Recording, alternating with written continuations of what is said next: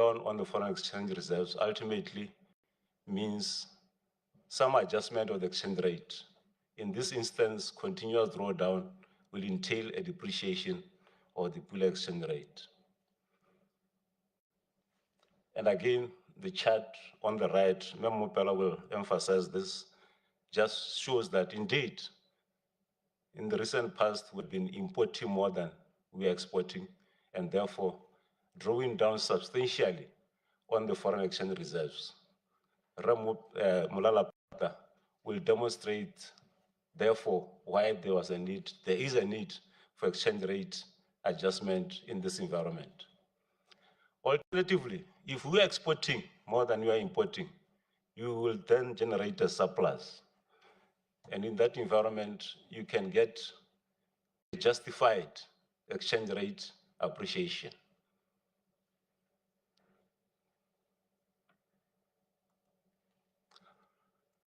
But having said that, we as an institution, as the Bank of Botswana, we have our role. We operate by staying on our lane. And our lane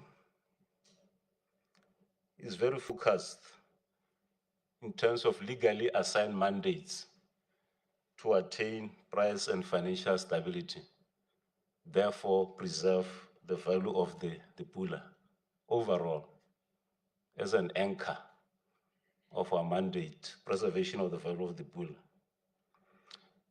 But noting that our performance or attainment of our mandates does affect economic activity, does impact on living standards, does impact on welfare.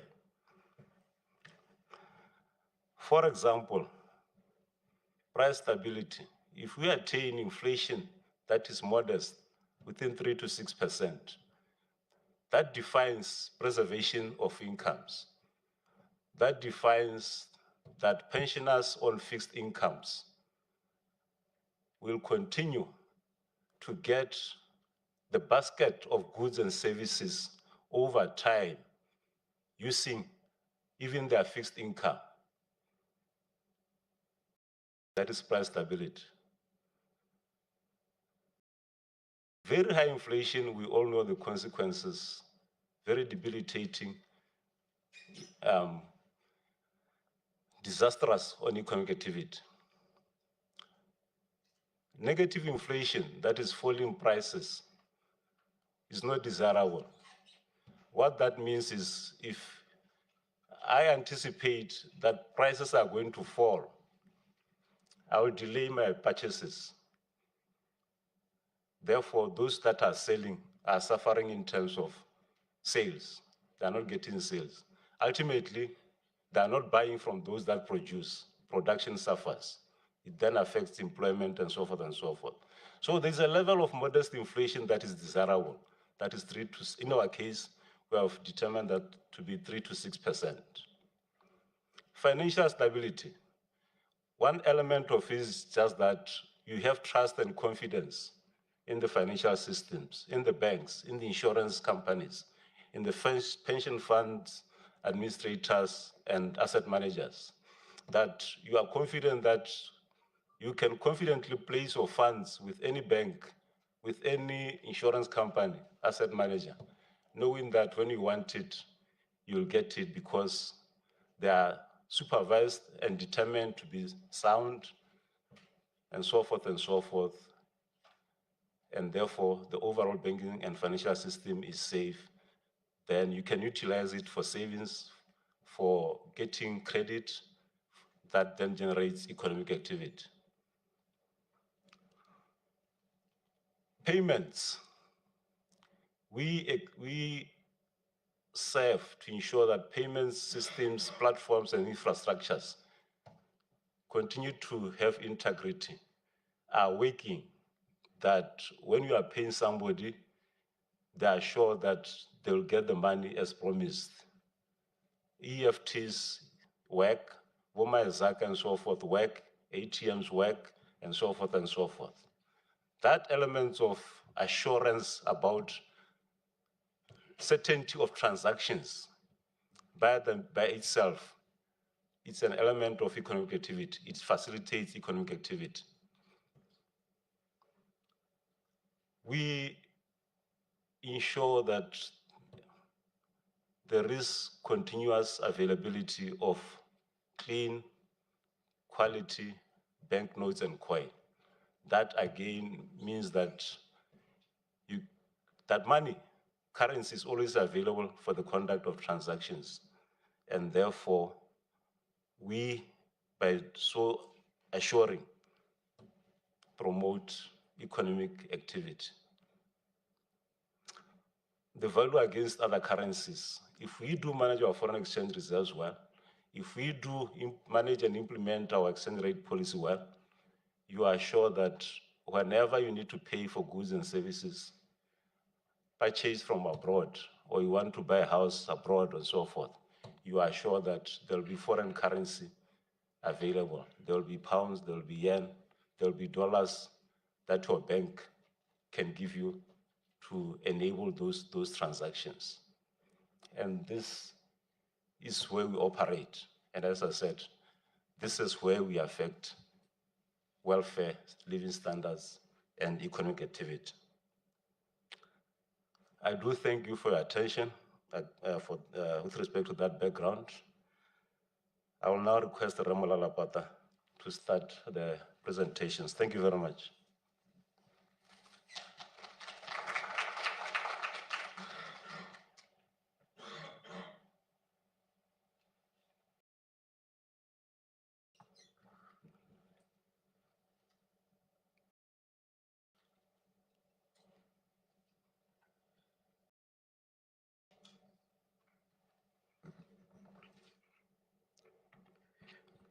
Thank you, Acting Governor, and good morning.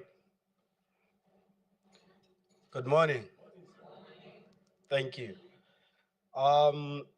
As indicated by the Acting Governor, I'm going to give a presentation on economic developments in 2024. This is basically what is covered in the annual report, but I'm also going to be giving updates because already halfway through the year, so a lot has happened. So I'm going to be giving updates in terms of what has transpired so far. So this is the structure of my presentation or my discussion, as I indicated, which provides a summary of economic developments in 2024, along with updates for 2025. So I'll start with output, where we saw real GDP contracting by 3%. Just want to get a laser pointer. Contracting by 3% in 2024, as indicated here, which is a significant shift when you compare with the growth that was realized in 2023, which is 3.2%. And this contraction continued into 2025 with a 0.3% contraction in the first quarter of this year, indicating that we are not yet out of a recession. The non-mining GDP grew by 2.8% in 2024. This is down from 3.3% in 2023.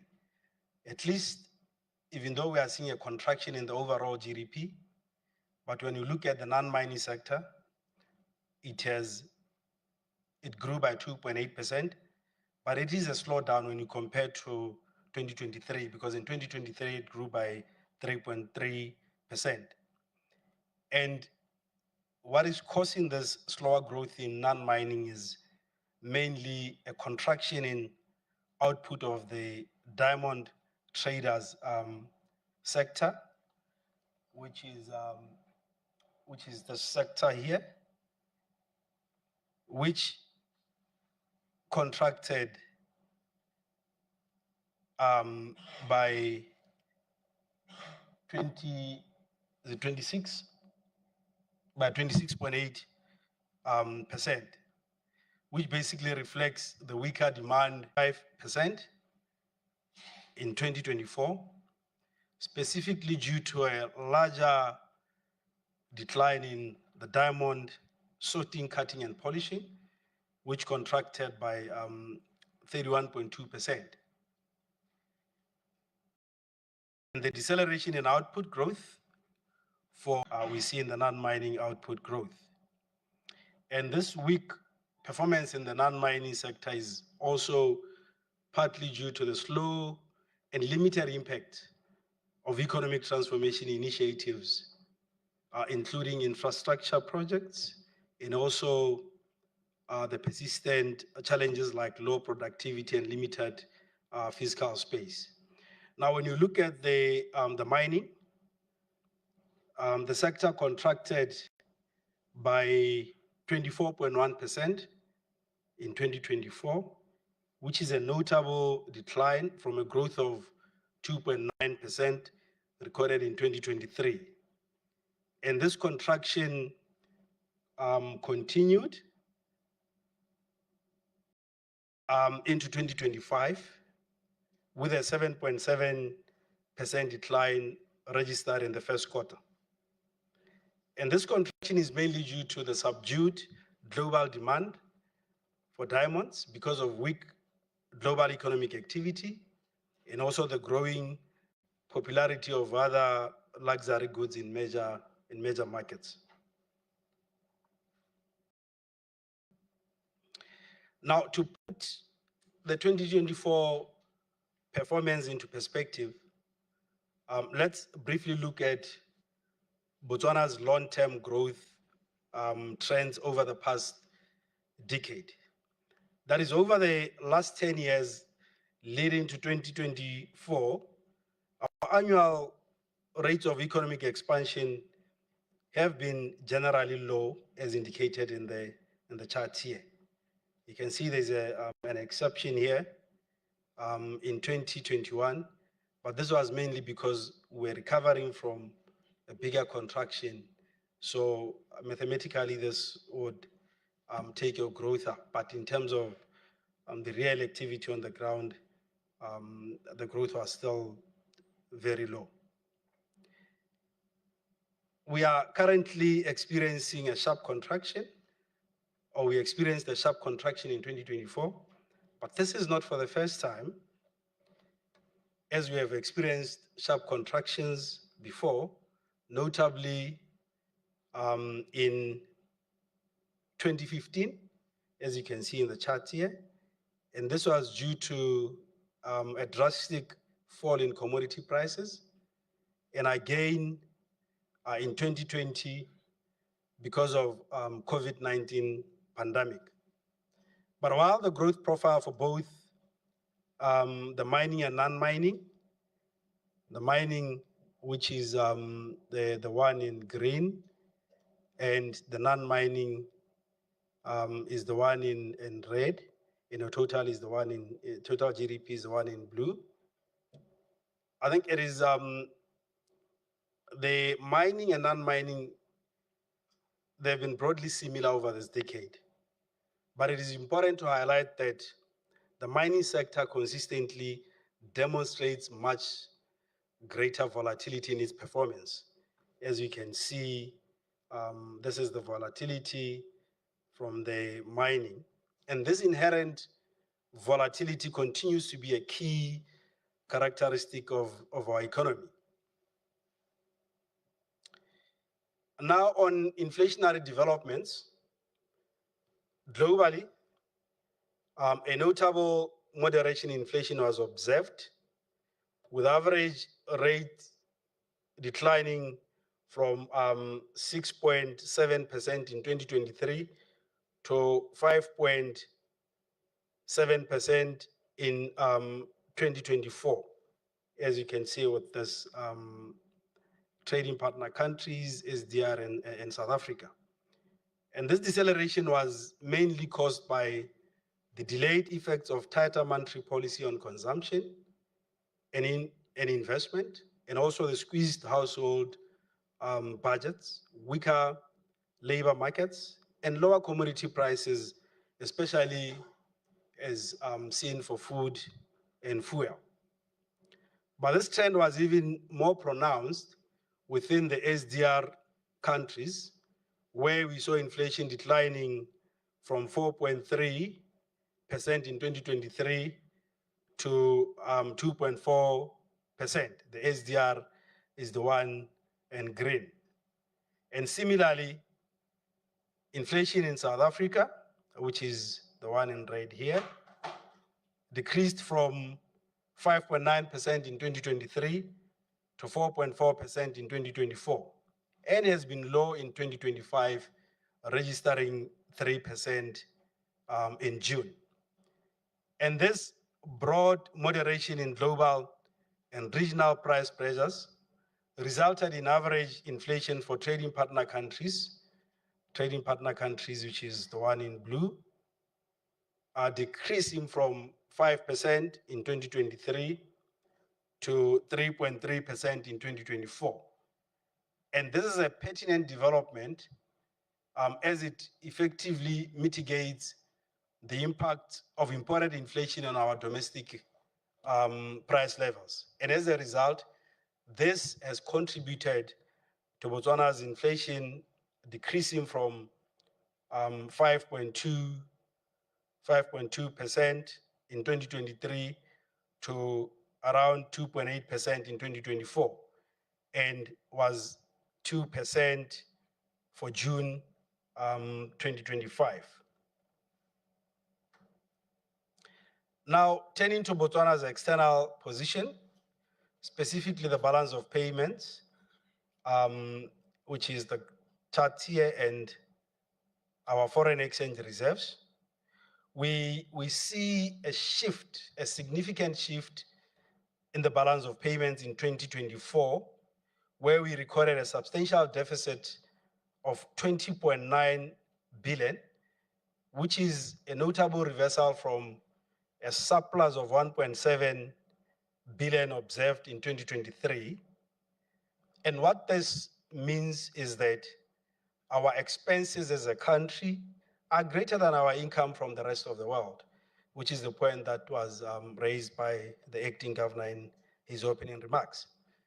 That is, we are spending more abroad than we are earning from abroad. That is why we are seeing this deficit. And what is also contributing to this is mainly because of a drop in diamond exports from 61.7 billion to 37.7 billion, which is caused by the weak global rough diamond market. But regarding our foreign exchange reserves, which are currently being primarily sustained by SACU receipts, they continue to decline, as you can see in the chart here. And these reserves decreased from 63.7 billion in 2023 to an estimated 48.1 billion in 2024. And this figure translates to around 6.5 months of import cover for goods and services. And more recently, as of May 2025, the reserves stood at 47.2 billion, which is around 6 months of import cover, indicating the ongoing pressures that we are facing as a country. And the underlying cause of the decline in the reserves is predominantly the reduction in diamond revenues, compounded by withdrawals, which are necessary to meet our import bill and other external financial obligations. We are not receiving enough diamond revenues, but at the same time, as an importing nation, we continue importing. That is why we are seeing a decline. The foreign exchange reserves, which we sell to commercial banks in support of the current exchange rate framework, are also contributing to this fall that we see in the reserves. Hence, the recent adjustment to the trading margins, which I will explain further in the next slide. But before I do that, just as a reminder of our exchange rate policy framework, I guess we are all aware that the framework is a crawling peg system with the basket weights, the rate of crawl, and also the trading margins as key parameters of this framework. That is, the Pula is pegged to a basket of currencies, which means that the value of the Pula is tied to a weighted average of currencies of our major trading partners, being South Africa, or the South African Rand, and the International Monetary Fund's special drawing rights, that is the SDR. And the SDR itself is a basket of major world currencies, which includes the US dollar, the euro, the Japanese yen, the Chinese renminbi, and the British pound. In 2024, the Pula basket weights were 55% SDR and 45% South African Rand. And these were changed to 50% SDR and 50% Rands for 2025. And this is in line with trade patterns, which basically means that we saw more trade with South Africa as compared to the SDR. That is why we increased the weight for South Africa to 50 from 45. But one element that I want to emphasize in terms of this basket is that, this basket approach helps to smooth out volatility, as the Pula is not overly influenced by extreme fluctuations in any single currency. And the second parameter is the rate of crawl. That is, instead of a rigid fixed rate, the Pula is allowed to depreciate or appreciate at predetermined annual rate against the currency basket.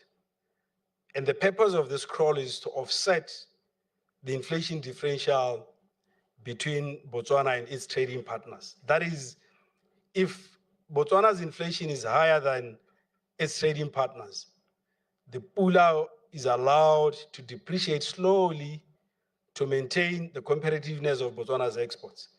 And the crawl rate was minus 1.51% in 2024, and it was recently adjusted to minus 2.76%. And the third parameter is the trading margins, which are the margins established around a central bilateral exchange rate at which Bank of Botswana trades foreign currency with commercial banks. These margins were plus minus 0.125% in 2024 and increased to plus minus 0.5% in 2025 and recently to plus minus 7.5%. These trading margins basically gives an indication of the price that Bank of Botswana trades foreign currency with commercial banks, which means that as the margins increase, it becomes expensive for commercial banks to buy foreign currency from Bank of Botswana. Remember that in my previous slide, I indicated that part of the decline in the foreign exchange reserves is the sale of foreign currency to commercial banks.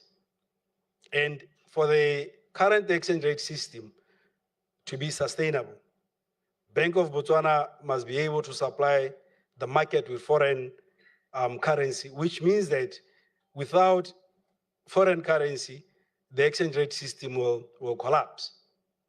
And when the exchange rate system collapses, we'll see a very, very significant decline or depreciation in the Pula. That is why the margins were widened recently, mainly to discourage commercial banks to keep on getting foreign currency cheaply from the central bank, and instead use the significant foreign currency holdings within the market. The intention is to promote the trading of foreign currency between commercial banks and and their clients, thereby discouraging practices where funds might be hoarded or funneled away from efficient market intermediation. So by fostering a more independent market, we aim to reduce direct reliance on the Bank of Botswana for foreign exchange and thereby ease pressure on the country's official reserves. But as the Vice President and the Minister of Finance indicated on Wednesday, we are already seeing some positive results since we increased the margins. That is, commercial banks are approaching the bank less frequently and also for smaller amounts. But now turning to credit developments, annual growth in commercial bank credit declined from 7.1% in 2023 to 6.5% in 2024. But however, we observed a notable pickup with growth reaching 9.2% in May 2025. The initial slower growth in commercial bank credit partly reflects a decrease in loan uptake by parastatals and businesses within key sectors such as the agricultural sector, real estate, and manufacturing. But meanwhile, credit extended to businesses excluding parastatals demonstrated robust growth, increasing by 13.9% in 2024 from 5.2% in 2023. And this positive trend has largely continued into 2025 as it registered 12.3% in May. But lending to households also decelerated to 4.6% in 2024 from 4.9% recorded in 2023. And this decline was primarily driven by reduced pace of lending for motor vehicles, credit cards, and residential property. However, we have observed a recent acceleration to 7.5%, which was recorded in May 2025. But nevertheless, it is critical to acknowledge that the persistent liquidity challenges within the banking sector is likely to exert downward pressure on these positive growth trends in the near term, potentially leading to a reversal of significant moderation. As I've indicated, 2024, we saw a deceleration, but at the beginning of the year, we saw some improvements. But now, given the liquidity challenges that we are facing, we are likely to see this reversal, which is likely to start showing in the June data. But now moving to monetary policy. Throughout 2024, the Bank of Botswana's monetary policy was shaped by an outlook of persistently low inflation, which provided the necessary scope for an accommodative policy stance aimed at supporting economic activity. And consequently, we saw the monetary policy rate being reduced from 2.4% to 1.9% in 2024, and it remained at this lower level throughout 2025. However, a critical challenge emerged, that is persistent constraints in market liquidity. And with this liquidity squeeze, even with a lower policy rate from the Bank of Botswana, commercial banks' prime lending rates started to increase. This directly translated into higher cost of borrowing for both businesses and consumers. And in direct response to these liquidity pressures, we saw the Bank of Botswana, deploying several, decisive measures. These include, we saw in December 2024, the primary reserve requirement being reduced to 0, And this injected about 1.8 billion liquidity back into the banking system, freeing up funds for lending. Because with this primary reserve requirement, this is the money for commercial banks that was held at Bank of Botswana. But now reducing it to zero basically means the money was given back to commercial banks. And as I've indicated, this was around 1.8 billion. And second, we extended the maturity of the repurchase agreements with commercial banks, shifting from overnight to up to 1 month. And this provides commercial banks with longer term funding certainty and also some stability. And the third is that we also enhanced foreign exchange market liquidity, which we increased the threshold for foreign currency trading with commercial banks from $1 million to $5 million, allowing for larger, more efficient transactions. That is basically for commercial banks to get foreign currency. They only come for 5 million and above. Initially, it was 1 million. This was in order to try and enhance foreign exchange market liquidity. But beyond these specific measures, the bank remains committed to close engagement with the broader banking sector, and our goal is mainly to identify and implement further sustainable solutions to these ongoing liquidity challenges.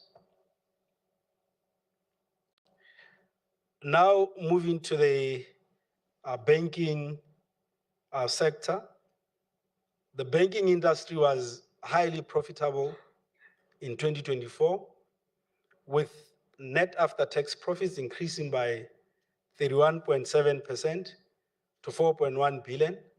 And this was driven by significant growth in both the interest and non-interest income. And this strong performance, which continues to show positive signs in the first quarter of 2025, indicates that we have a safe and sound banking sector.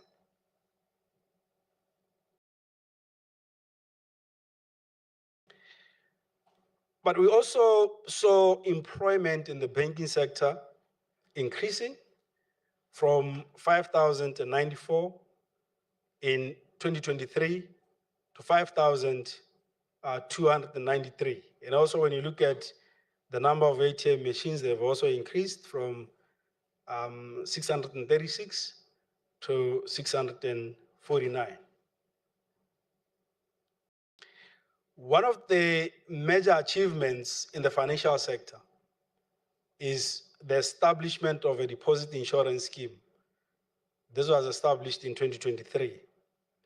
And the deposit insurance scheme is a financial safety net established to protect depositors against the loss of their insured deposit in the event that a bank fails. That is, if we have a situation where a bank fails, the deposit insurance scheme will ensure that the money that you place or you deposit in the banks is protected. This is a public scheme set up for purpose of compensating your deposits when a bank or a deposit-taking institution has failed. This scheme guarantees repayment of a protected deposit up to a maximum of 250,000 per depositor, per member institution. That is, if you have deposited 250,000 in Bank A, 250,000 in Bank B, when the two banks fail, the scheme will pay you the 250,000 for Bank A and for Bank B. But all the 9 commercial banks, as well as the Botswana Savings Bank, they have been registered as a member institutions of the scheme, making a total number of 10 members at the moment. And the membership of the scheme is mandatory for these institutions. Now, with a clear understanding of our recent economic performance and also the policy measures undertaken, I will now move to the outlook for growth and inflation. And starting with growth, we saw the global economic growth being projected to remain subdued, with a forecast of 2.8% in 2025, down from 3.2% that was recorded in 2024. And the downward risks persist in the medium term, driven by high policy uncertainty. And these risks encompass escalating trade disputes, the worsening fiscal sustainability, geopolitical tensions, the effects of global fragmentation, and also the persistent weak productivity. But domestically, the economies are forecast to contract by 0.4% in 2025, reflecting the prevailing unfavorable economic conditions, the weaker than expected global growth, and the potential adverse effects of the US tariffs on diamonds.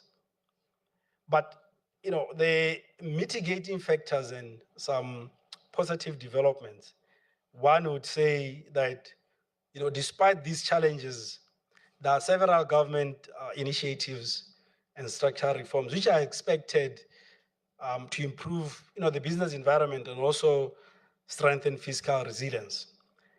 These include the tax review and revenue maximization, enhanced public finance and debt management, and also some measures to improve spending efficiency. But furthermore, I might also say the Botswana Economic Transformation Program, which was recently launched as the national blueprint, and as you know that it's currently under development. And this is designed to fundamentally reshape the economy. It aims to shift us from a consumption-driven, import-reliant model to one that is investment-led, export-oriented, and also innovation-driven and inclusive. And this is going to be done through rigorous diagnostics and also a nationwide call for ideas to unlock key sectors for creation and resilience. And I'm informed by colleagues from the Ministry of Finance that they've already started receiving ideas from citizens. And I guess some of you have already done so. If not, please, this is a chance to also contribute those ideas to try and shape the economy of this country. Now, inflation. Global inflationary pressures moderated in 2024 although they remained high compared to historical levels. That is, inflationary pressures are expected to remain low, mainly due to the slower pace of monetary policy easing and also the low food and oil prices that are currently observed. Therefore, global inflation is forecast to decrease from 5.7% in 2024 to 4.2% in 2025. And similarly, in Botswana, domestic inflation is forecast to decrease from the 2.8% in 2024 to 2.5% in 2025. But however, I must indicate that given that we have been seeing recently in terms of businesses adjusting prices immediately when the announcement to some changes in the parameter of exchange rate were announced, that is likely to bring a different picture to our expectation of inflation. Because when you have a situation where businesses will immediately increase their prices, even on the stock that they had, stock which was not purchased on credit. And also, one important element is that those businesses, they also have an opportunity to negotiate for Forex with commercial banks. But now, Once the announcement was made and they adjusted prices immediately, which is something that we did not anticipate, that is likely to have an impact on these inflation projections. And I must say, at the next MPC meeting, because we are still gathering data, at the next MPC meeting, we are likely to see a shift from the projection that was done at the last MPC meeting. I thank you for your attention.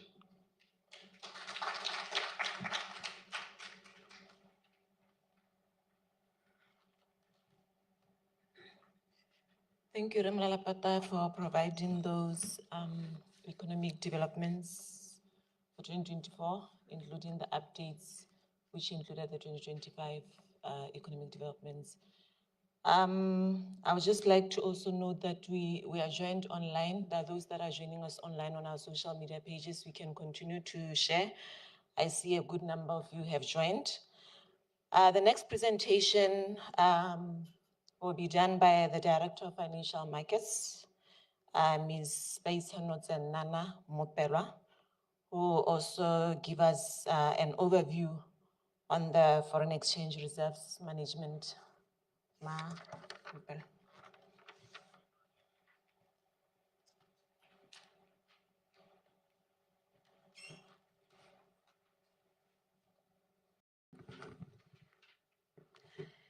Acting Governor, Dr. Kyalo Varashalaulo Masalila,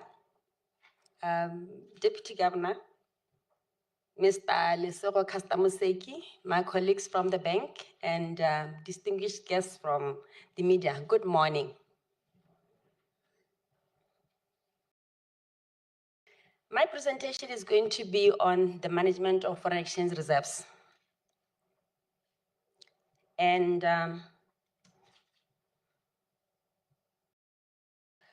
my outline, I'm going to be covering main sources of foreign exchange reserves, the uses, as well as the governance structure of foreign exchange reserves.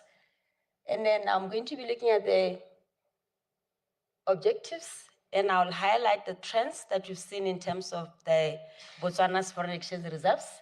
And also, towards the end, I'll look at the potential actions and then conclude.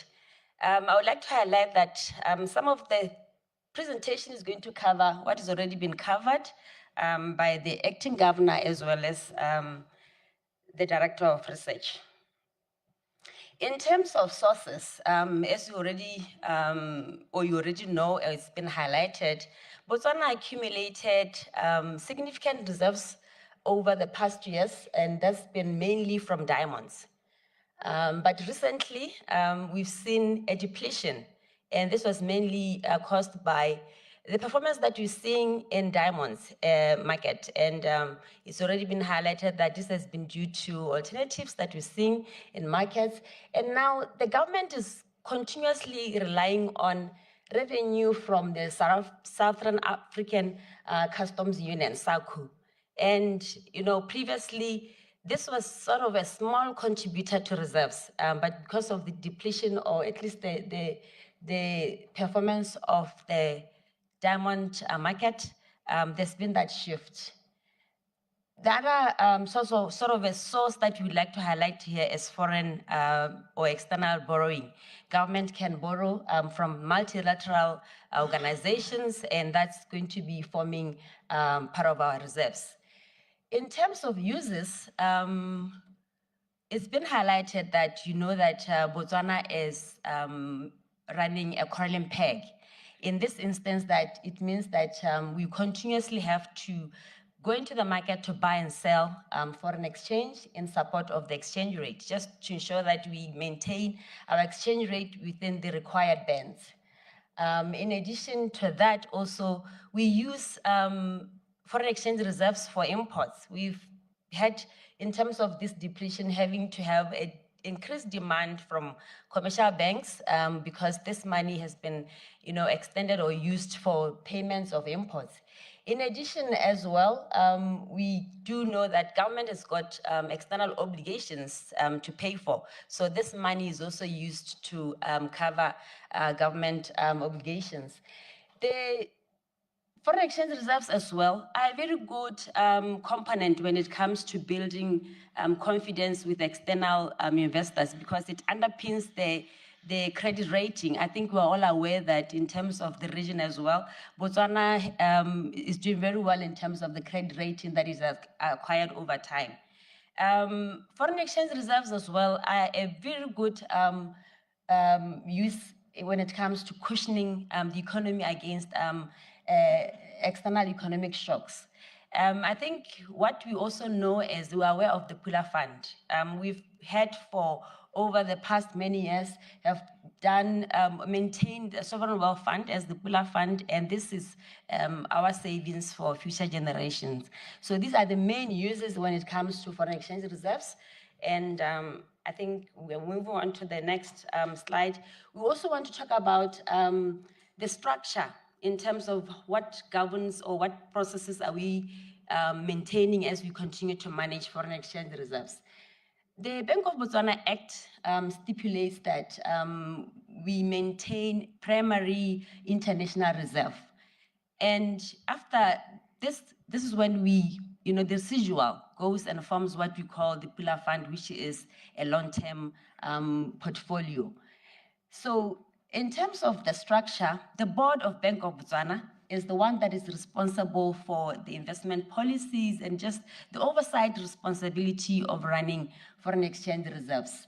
The board, within the board, we've got external members, and also we've got the permanent secretary from the ministry as a member of the board. So these policies, which are reviewed every 5 years, are approved by the board. Then the board gives the assignment of running the foreign exchange reserves to the Bank of Botswana. So within Bank of Botswana, we've got the investment committee, which is chaired by the governor. The investment committee is responsible for overseeing the daily operations of the foreign exchange reserves. It approves the investment guidelines. The investment guidelines are what we use to manage foreign exchange reserves, to ensure that managers comply with the guidelines as they continue with their daily operations in managing reserves. So within the bank, we've got different departments that are tasked with this operation. The financial markets department is at core when it comes to management of foreign exchange reserves. They also work hand in hand with back office, which is the finance department, as well as banking and currency within the settlement unit. We also have external managers that are hired to manage 50% of reserves. These managers are selected with a rigorous, the process of selection is very rigorous, because we do visit them to do due diligence to measure the extent to which they can be able to perform this job. And for us to select those, we work with the assistance of the portfolio consultant who helps us in terms of determine the strategic asset allocation, and also manages or monitors with us in terms of what fund managers do on a daily basis. And to safekeep these assets that we buy in foreign markets, we've got a custodian as well, who's keeping our assets safe, and we are working hand in hand with the consultant. They also do performance reporting in terms of how our consultants, our asset managers operate. So the management of foreign exchange reserves is, based on 3 main objectives, which is safety, liquidity, and return. Whenever we buy assets, we want to ensure that we preserve the value of reserves, and we do that by all the selection. We ensure that assets are safe. We also ensure that the assets that we buy are liquid enough so that whenever we need to redeem or change the asset allocation, we're not stuck with maybe some assets that are not able to sell in the market. So we do that selection with those objectives in mind. And we also, obviously, because we want to build these assets over time, ensure that we generate reasonable returns. We do say reasonable because we do not want to be taking too much risk, because we're also guided by the investment guidelines that would have been approved by the investment committee. But I just want to highlight that these objectives sort of differ when it comes to our portfolios. You realize that in the primary reserve, which is the liquidity portfolio, the emphasis of liquidity would be a little bit more compared to when we get to the long-term portfolio, where we want to build savings for future generations. And then we also consider the importance of tranching, which is just an international sort of standard as well. Our reserves are tranched into two main portfolios, which is the liquidity portfolio. The liquidity portfolio has got two sub portfolios. There's one we call the liquidity investment tranche, and then the transaction balances tranche. The transactions balances tranche is the one that facilitates trading of forex and also government payments. And we have the Pula fund, which is the long-term portfolio. And we also hold foreign exchange reserves in terms of IMF holdings, because as a member of IMF, that is mandatory that we hold assets in the IMF. So I think this chart has appeared, I think, 3 times. So this is the 3rd time we pull up this chart. It's just going to be showing us the importance of this trend and what we read from it and what policies might be necessary after understanding or following the developments within or that are depicted by this chart. We've seen a trend of significant decline in foreign exchange reserves. If you look at the bar on December 2015, sorry, excuse me for that, reserves stood at 84 billion Pula. Now we've seen a deterioration, and it was during the time of COVID, where from 2020 we've seen a fall in reserves. Then there was that recovery in 2023, but we've seen the trend coming back again, where we're seeing reserves falling. And this has been highlighted by the acting governor and the director of research as well, to say that it's the significant drawdowns that we continue to see, while inflows are very weak because of the performance of the diamond market. And the same trend we see, what we observe when you look at the months of import cover, because you continue to import a lot while there's not enough coming through in terms of foreign exchange reserves. In 2014, months of import cover were around 18 months of import cover. Now we're sitting at 6.2 months of import cover as at May 2025. And I think this trend, if you look at, or just considering the estimates that we're seeing from Botswana as forecast, it appears that we could be, reserves will continue to fall. And it then goes back to the points that the director has just said, the reasons why we had to, take some of the actions we did just recently. We also want to highlight or just bring up a picture just to highlight what's been happening in terms of flows into the portfolio. This shows that over time, we've seen diamonds a slowdown in terms of inflows for diamonds, while at the same time, if you look at government spending and other components, or at least the net sales to commercial banks, that there's been an increased demand of forex from commercial banks.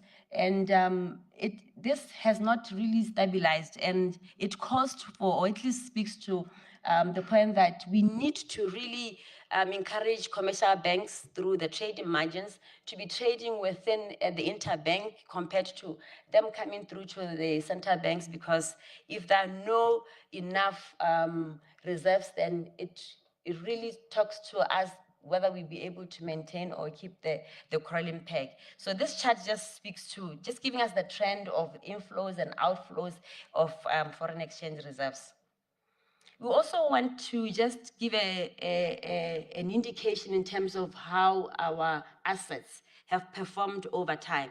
We've diversified our portfolio from the onset when we started the Pula Fund, especially that we invested in fixed income versus equities. And over time, we've seen that equities performed far much better than bond markets. And this shows that the diversification in terms of asset allocation that we've done has paid off. But there would have been periods in 2018 or 2020 where the markets were very, very volatile, that we saw that equities during that time fell more than the bond market, because equities by nature are a very volatile, high risk asset class, but do perform better during stable periods. But also just to highlight that the same pattern we've seen, if you look at the time since inception, that equities performed better than bond markets. Now, as I conclude, I would like to just speak to some of the remedial actions or options that we believe as an economy we need to move forward with. We believe that, I think we've seen that just reliance in one sort of main export earnings has had us, having these big challenges. So our recommendation or thinking is that we need to diversify our export earnings, and reliance on diamonds has really shown that it's a big risk. Also, when it comes to spending, we believe that spending into more impactful activities could be helpful moving forward. And I think also the last point, where this has already been approved by the cabinet, where we believe that reinforcing the Pula Fund, setting very withdrawal rules that are probably prudent and strict enough to protect reserves would be a helpful policy to adopt moving forward. And in my conclusion, I would just say that because we've accumulated diamonds over time, and that has had a significant impact in terms of boosting our foreign exchange reserves, we've also had a very strong framework when it comes to running the foreign exchange reserves. And also just the policies that we've been used, or guidelines, as well as the objectives that we've applied when we run these foreign exchange reserves, have enhanced returns over time. And we believe that the reinforcing of the Pula Fund will be one of the major priorities to safeguard our foreign exchange reserves going forward. I thank you.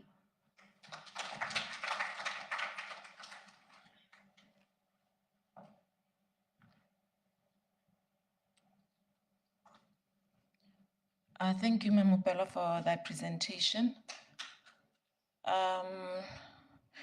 After the next presentation, we'll open the floor for questions. So I know you want to ask questions, but I will allow the next presenter, and then after that, the floor will be open, including in the room and online. So for the next presenter, I would like to call the Acting Chief Financial Officer, Mr. Tatayone Mabule, to come and give us the highlights of the bank's financial statements. Mabule.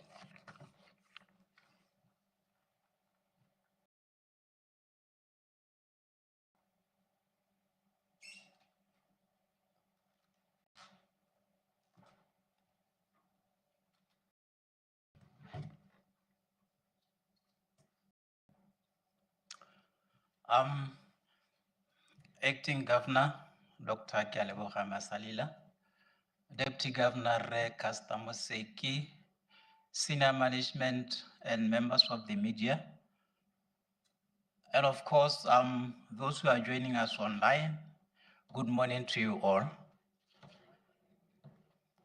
My presentation this morning is going to be on the highlights or summary of the bank's financial statements for the year ended 31st December 2024. Looking at the outline of the presentation, we will start by first looking at the the background to the financial performance, which will immediately be followed by the financial performance itself, and then we move on to the financial position or statement of financial position, or the balance sheet as some call it. And then we'll come to the concluding remarks. And ladies and gentlemen, as you can see from that outline, mine is going to be a very short presentation.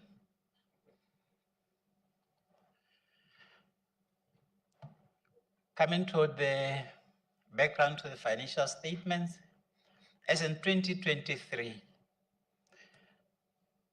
global financial markets were highly volatile in 2024.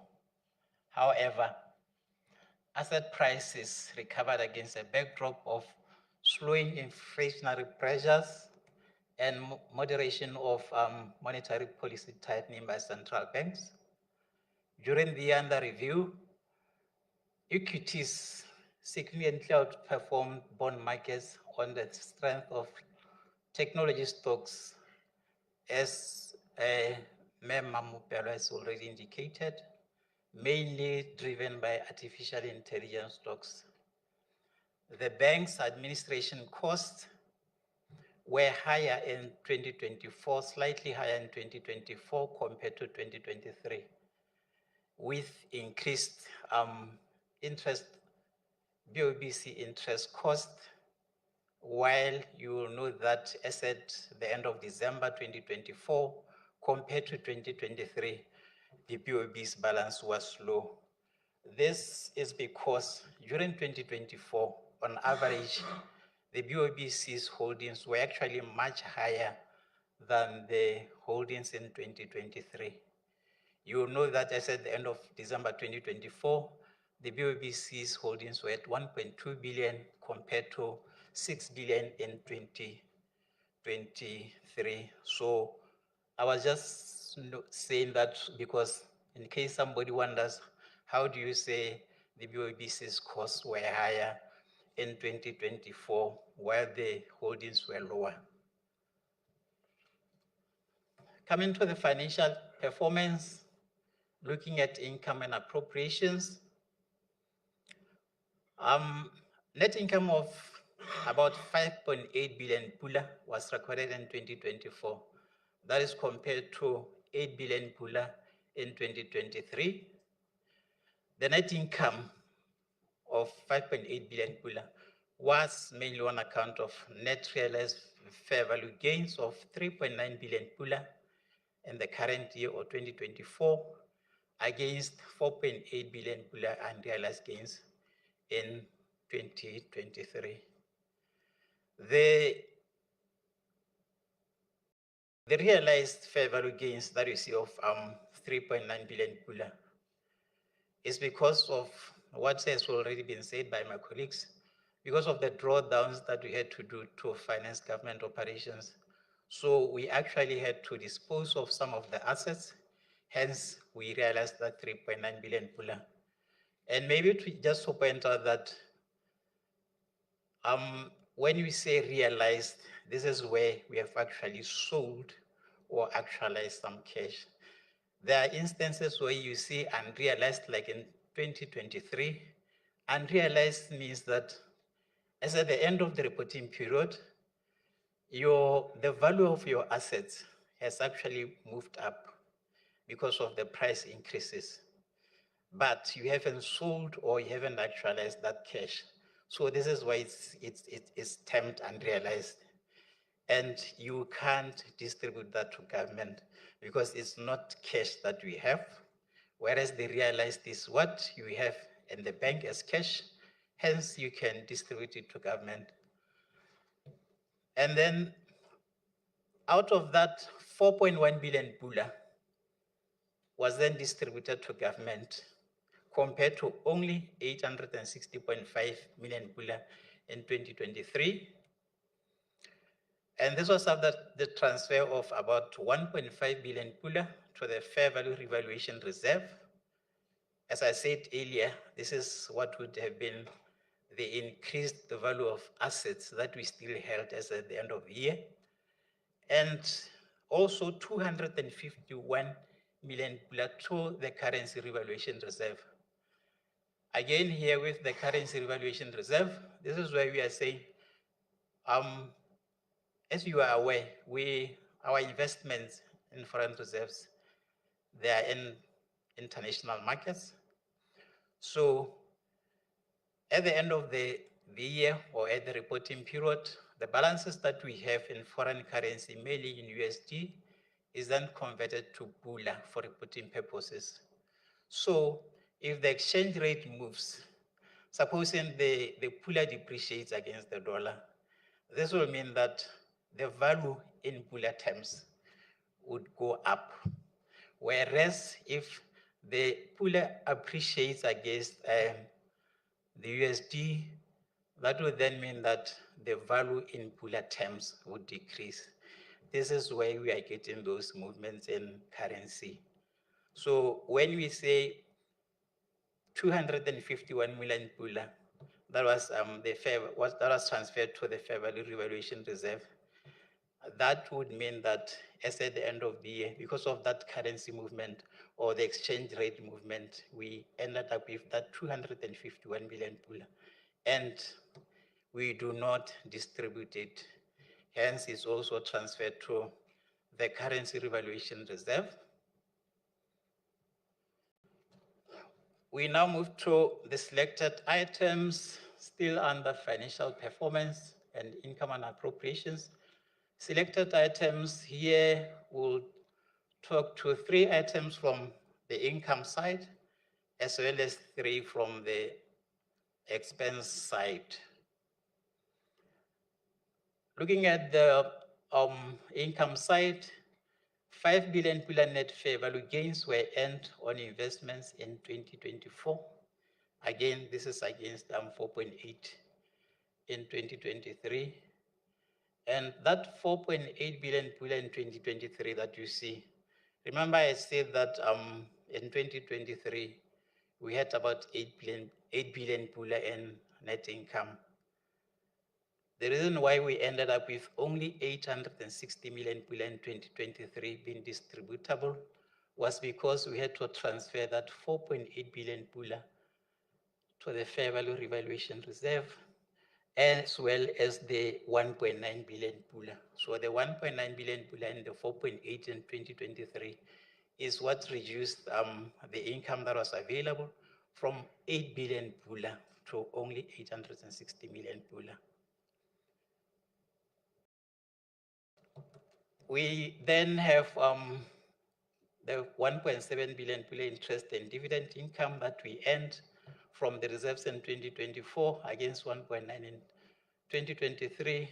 Again, this is because of what those who came before me have already pointed out, the decline in foreign exchange reserves.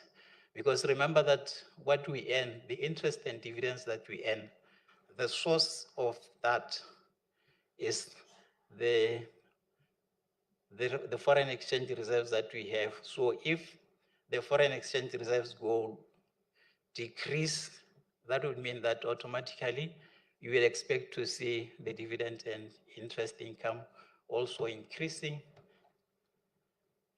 And then we also have that 303.7 million Pula net currency gains recorded during the year of 2024 against 2.4 billion Pula that was recorded in 2023. Moving to the expense items, the 3 selected items, the admin costs or administration costs, they increased from 901.6 million Pula in 2023 to 971.7 million Pula in 2024. And that increase, part of the increase is because of the lower vacancy rates that we had in 2024 compared to 2023. We hired more than we did in 2023. The other major contributing factor was license and maintenance fees for the systems that we use in the bank. And of course, as we also keep up with the ongoing technological developments. There are other contributing items that have contributed minor. We remember we have these facilities, we have the head office, we have the CMC, and then we also have the Francistown branch, and of course other properties. Those also have to be maintained, just to mention a few. And then if you go to interest, the interest cost was at 196 million Pula in 2024, compared to 170.4 million Pula in 2023. This refers to the BOBCs. And like I've already indicated earlier, the reason for that increase is because if you look at the average holdings during the year 2024, they were actually much higher. We started seeing the holdings declining during the last quarter of the year in 2024. And that was as the liquidity in the market started going lower. I believe my colleague Ramola Lapata indicated earlier that in December, the bank even had to reduce the reserve requirements from 2.5% to 0% to inject liquidity into the market. This is why you see now at the end of the year, we were sitting at only 1.2 billion compared to 6 billion in 2023. We also have about 79.3 million Pula depreciation charge that was recorded in 2024 against 64 million Pula in 2023. That increase is because of some of the assets, mainly the furniture and fittings, as well as some equipments that we used in the bank that had to be capitalized or brought into the bank's books during the year 2024. Those are mainly what have contributed to that increase in the depreciation charge. Still, we now move to the financial position, assets and liabilities. Total assets of the bank were at 54.2 billion Pula in 2024, having fallen from 65.7 billion in 2023. This is something that my colleagues, all the way from the acting governor, have been talking about. This is a decrease of about 24%. Sorry, this is mainly because of the decrease in foreign exchange reserves by about 24%, from 63.7 billion Pula in 2023 to 48.1 billion Pula in 2024. The foreign exchange reserves form the major part of the bank's assets. This is why a fall in foreign exchange reserves will lead to that big fall in the total assets of the bank. And the decrease in reserves, as I've already said, or as my predecessors have already pointed out, is due to the withdrawal from foreign exchange reserves during the year to fund operations, as well as they've said, the sale of foreign currency to commercial banks. This is what has caused the decline, and of course, also including the decline in revenues because of the lower demand for diamonds. And now going to the liabilities, specifically looking at the government investment account, which I know we always want to know where it is. It decreased from 8.6 billion Pula in 2023 to 251.3 million Pula in 2024. However, as at the 31st of May 2025, the foreign exchange reserves, as my colleagues have already pointed out, were at 47.2 billion Pula. With regard to the government investment account, as at the 23rd of July 2025, it stood at 2.5 billion Pula. And this, ladies and gentlemen, is mainly because of the SACCO receipts, if they've already pointed out, which we received at the beginning of July. We received this on a quarterly basis. So we received about 6 billion Pula at the beginning of July. This is why we now have that 2.5 billion Pula as at 23rd July 2025. I am now coming to the conclusion, and again, in conclusion, I deliberately didn't talk about the graphical presentations, because it's actually a repeat of what other people have already talked about. So don't wonder why I didn't say anything about the graphs. It's just a repeat of what has already been said. So in conclusion, the bank distributed about 4.1 billion Pula compared to 860 million Pula in 2023. And as already pointed out, this was after the transfer of the unrealized fair value gains and the unrealized currency gains to the fair value revaluation and currency revaluation reserves, respectively. And once again, this is because these are not distributable. This is not actual cash. It's just a recording to show that as at the end of the year, this is how the markets have moved in terms of prices in the market, as well as in terms of currency or exchange rate movements. So we do not distribute that. That is why we transfer to the reserves. And then again, total assets of the bank decreased by 11.5 billion Pula, or about 17.5%, to 54.2 billion Pula, from 65.7 in 2023. The level of foreign exchange reserves, once again, like I've already pointed out, it decreased by about 24% from 63.7 billion Pula in 2023 to only 48.1 billion Pula in December 2024. And that was mainly on account of withdrawals during 2024. As already said, as at the 31st May, the foreign exchange reserves had slightly dropped by about 0.9 billion Pula to 47.2 billion Pula from the December balance. Thank you, ladies and gentlemen. This is the end of my presentation.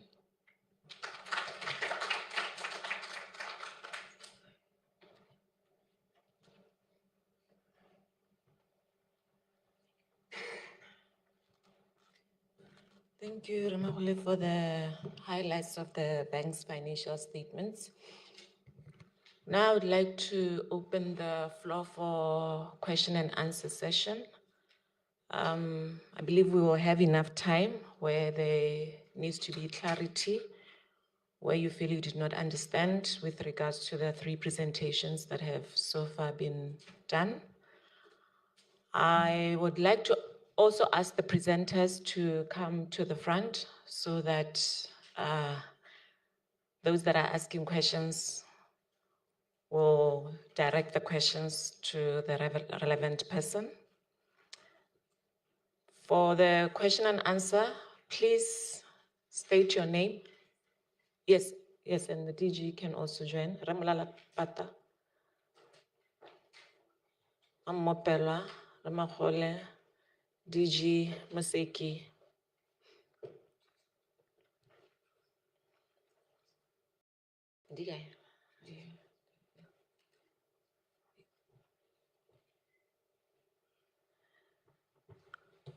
All right. From the introductory remarks to economic developments in 2024, to foreign exchange reserves management, and to the highlights of the bank's financial statements, we've heard the presentations. So now I would like to open the floor for any clarity, comments, questions, or anything you'd like to add.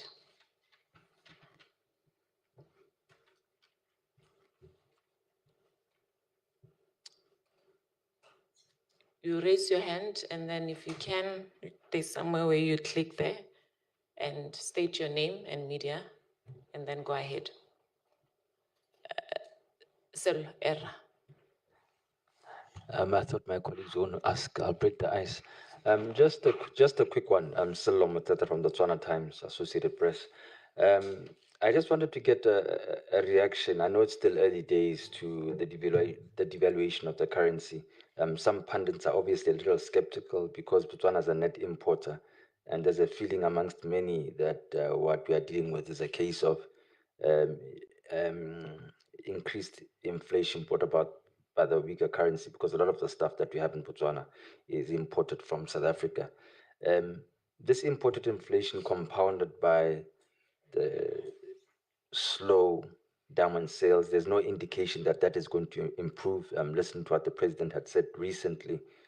President talked about buying a bigger stake in DPS. I'm not sure where that money is going to come to. Do you think, with hindsight, that maybe the devaluation of the Pula was perhaps the best decision going forward?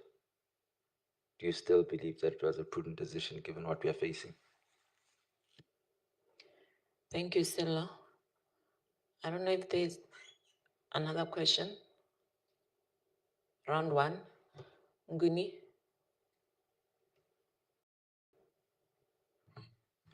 Good morning.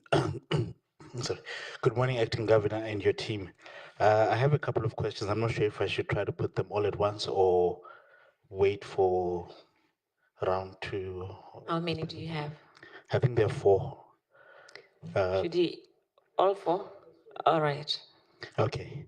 Thank you. My first one is whether the bank has any indication of.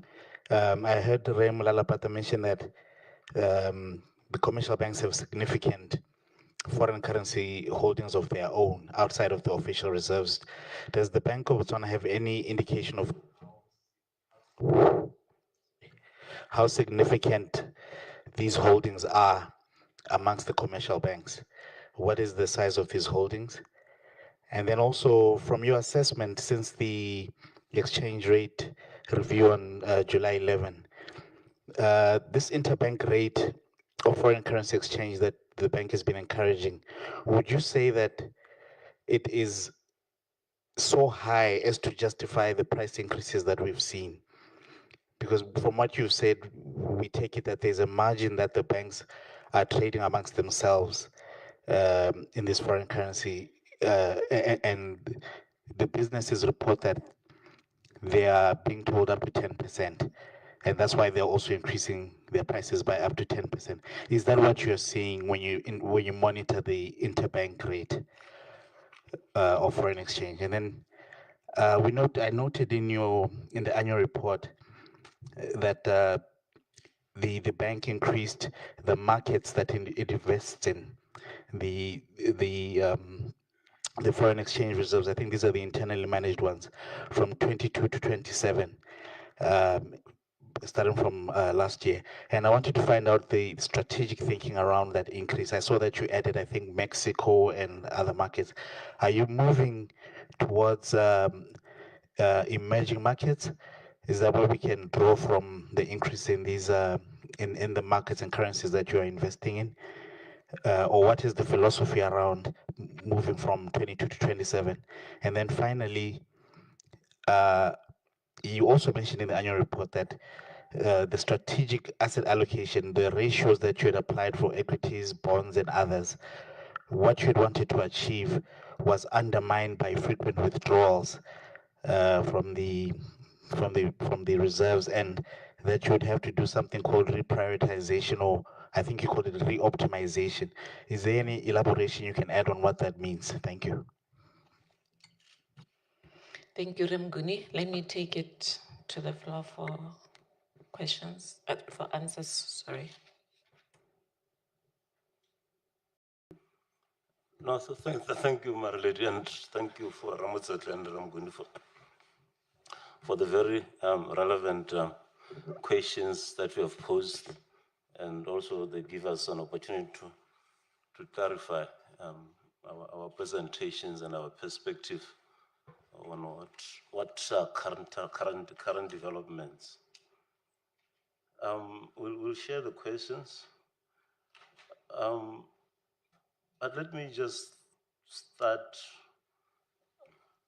by responding to Ramotse. It's not so much a response, but just to contextualize. If you had the minister, if you had the opportunity to listen to the minister the other day, he reflected on the relationship between the foreign exchange reserves and the exchange rate. Essentially saying whatever happens to the exchange rate is an outcome of the interconnection between exports and imports, such that the exchange rate ultimately is a price outcome of supply and demand. Therefore, when you are a net importer, depending on the extent to which you are, your currency has to be affected one way or the other, meaning that you cannot keep it at a level that is inconsistent with your net importer position. It has to adjust. That is why when you have a floating exchange rate arrangements, currencies will depreciate and appreciate depending on what happens in the external position, that is import-export position. We are now talking as a nation about somebody has done something to the Pula because of the arrangement that we have, a fixed exchange rate. Somebody has done something, but that doing something is just an outcome of economic performance, of what happens, the relationship between imports and exports, and therefore the foreign exchange reserves. If we don't, as people have, my colleagues have tried to highlight, even the minister, that if foreign exchange reserves decline at the rate at which they are declining, ultimately the Pula has to depreciate to some level. And where that level, that ultimate level, will be desirable is a moot point. But the interventions are trying to alleviate that, mitigate that calamitous possibility. Of course, there are trade-offs. There are trade-offs in terms of inflation. And the measures undertaken, considering prospects for inflation because of this, there was calibration.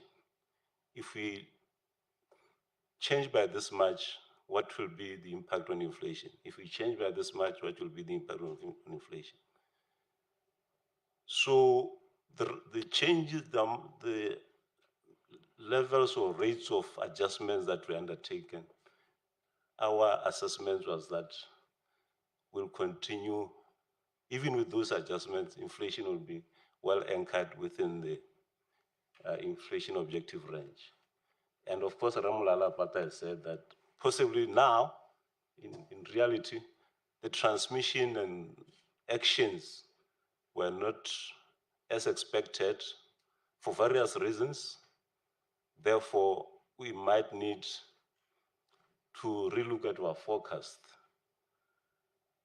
But we are confident that this possible short-term outcomes with respect to inflation, we will monitor and make adjustments as necessary to ensure that we return to the inflation objective, because we will not allow inflation to run ahead of the price stability objective. But as I said, this was just background. I'll allow my colleagues to respond to the other questions as well as amplify in terms of actual detail on what I've said. Ramose. Thank you, Acting Governor. I think just to buttress the point that the Acting Governor made, you remember he had a slide here showing that if your reserves fall, then you should expect the Pula to go down to some level. Because the Pula is anchored mainly by the foreign exchange reserves. And if those reserves are falling, the Pula cannot remain static.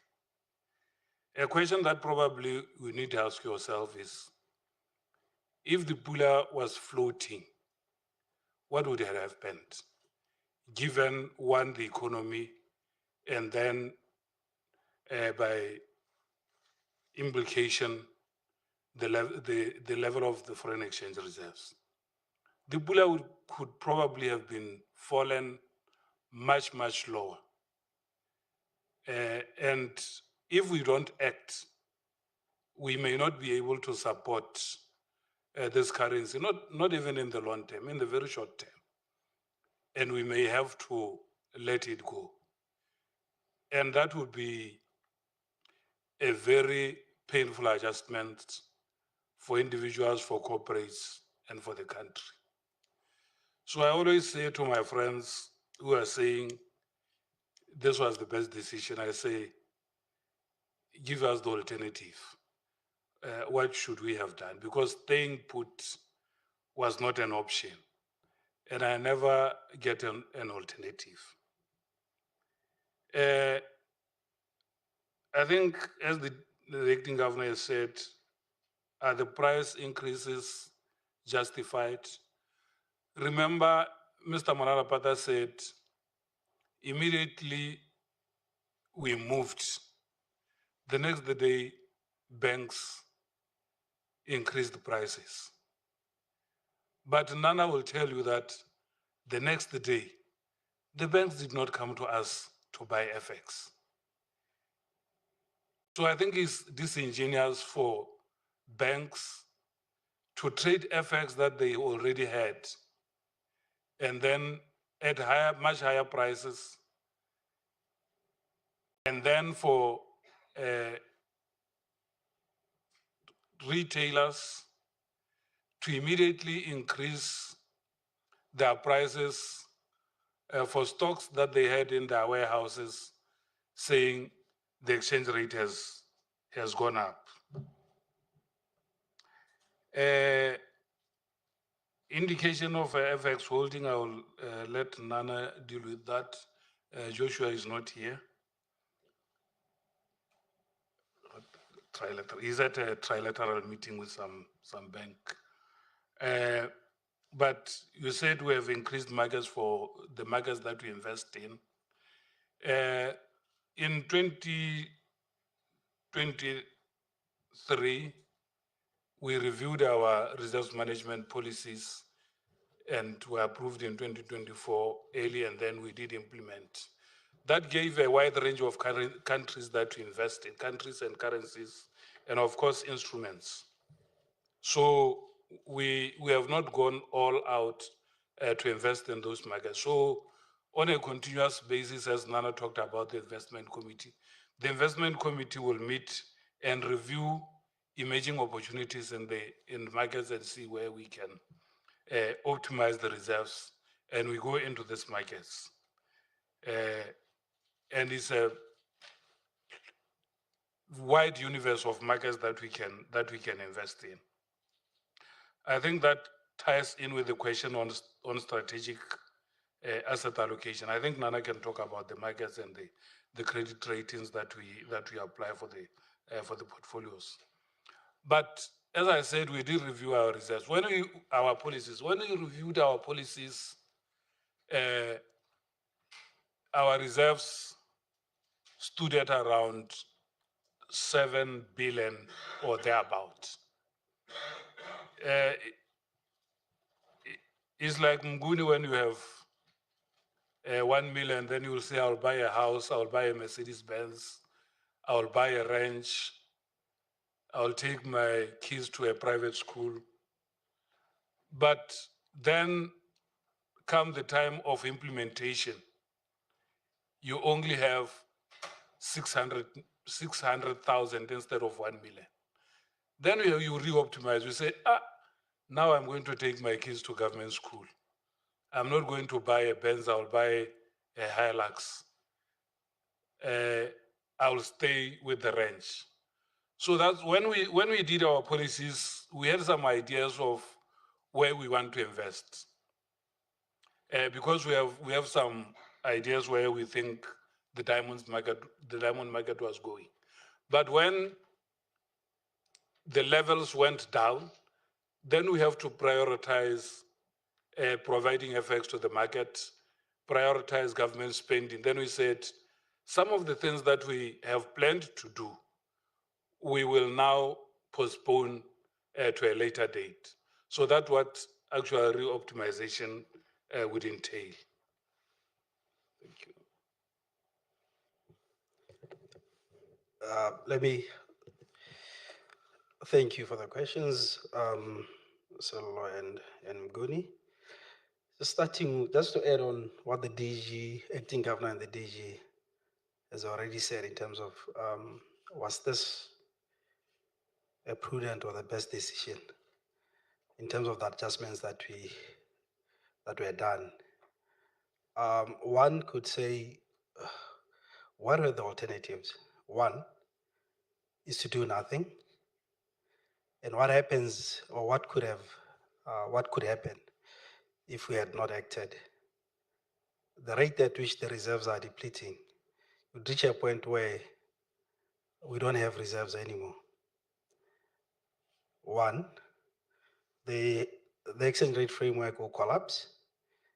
And when it collapses, given that we are not receiving revenue as much as we are taking out, or we are spending as government or importing, that would mean that the demand for the Pula will go down, and you are likely to see the Pula depreciating significantly.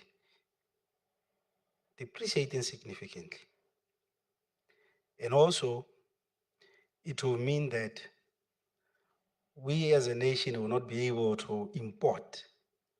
Because remember, we import fuel, we use Forex. If you don't have Forex, what are we going to import fuel with? We import food. So as the Vice President indicated, we have an example of countries, that delayed taking action. If you take Sri Lanka as an example, just recently, 2022, they delayed, and what happened? They could not import. Groceries stores had their shelves empty. Fuel, they could not import fuel. So another alternative one could say is we could have introduced a larger rate of crawl instead of the negative 2.76 to something larger. Let's say you go to the extremes of like 10%, minus 10.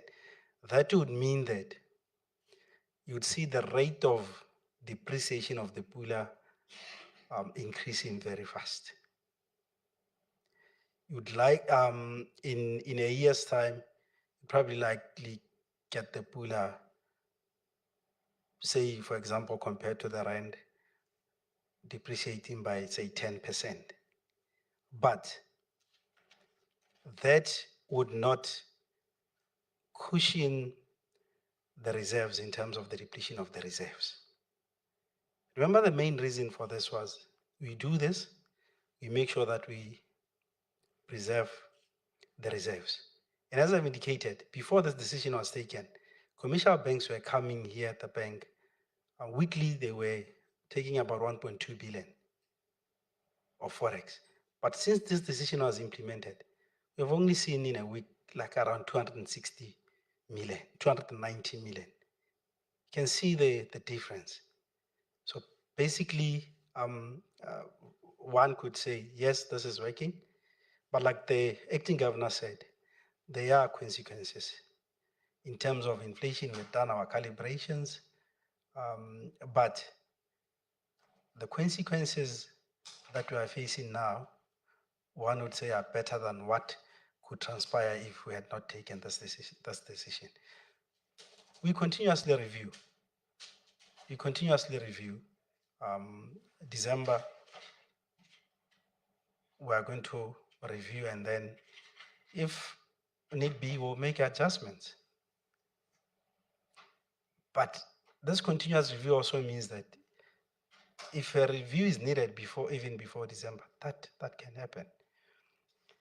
And then just to also with Mr. Anguni in terms of the interbank rate, I think the Deputy Governor has answered it, that yes, businesses had stock, but the argument that we've been getting as well is that kind of the stock is bought on credit, but I don't think all the stock has been bought on credit. And again, the rates which are published, this is the trade between the Bank of Botswana and commercial banks. It does not mean that commercial banks, when they deal with the businesses or consumers, you would get the rate which is being published. I'm saying this because, as the Deputy Governor has said, Forex that commercial banks had acquired at different rates compared to what has been published after the increase to 7.5. It basically means that the businesses and you as consumers, you can negotiate for better rates. Because this one is just an indication of what commercial banks will be charged by Bank of Botswana when they come for Forex to Bank of Botswana. And if they get Forex somewhere cheaply, one would expect that what they charge should be different from what has been published. Thank you.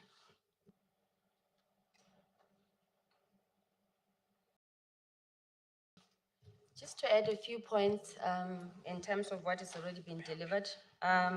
So since the decision, we started just to monitor on daily basis what the interbank trading appeared like. And we realized immediately, like the acting governor has said in the GG, that commercial bank started trading in terms of interbank very close to the margins that were implemented by Bank of Botswana.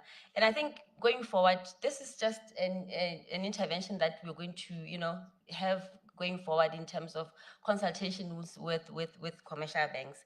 But in terms of the amounts of what they hold, the amounts in terms of foreign exchange held by commercial banks are very significant. That is why we are comfortable with this decision, because we knew that the moment we apply these margins, they're going to start trading within themselves or in the interbank market.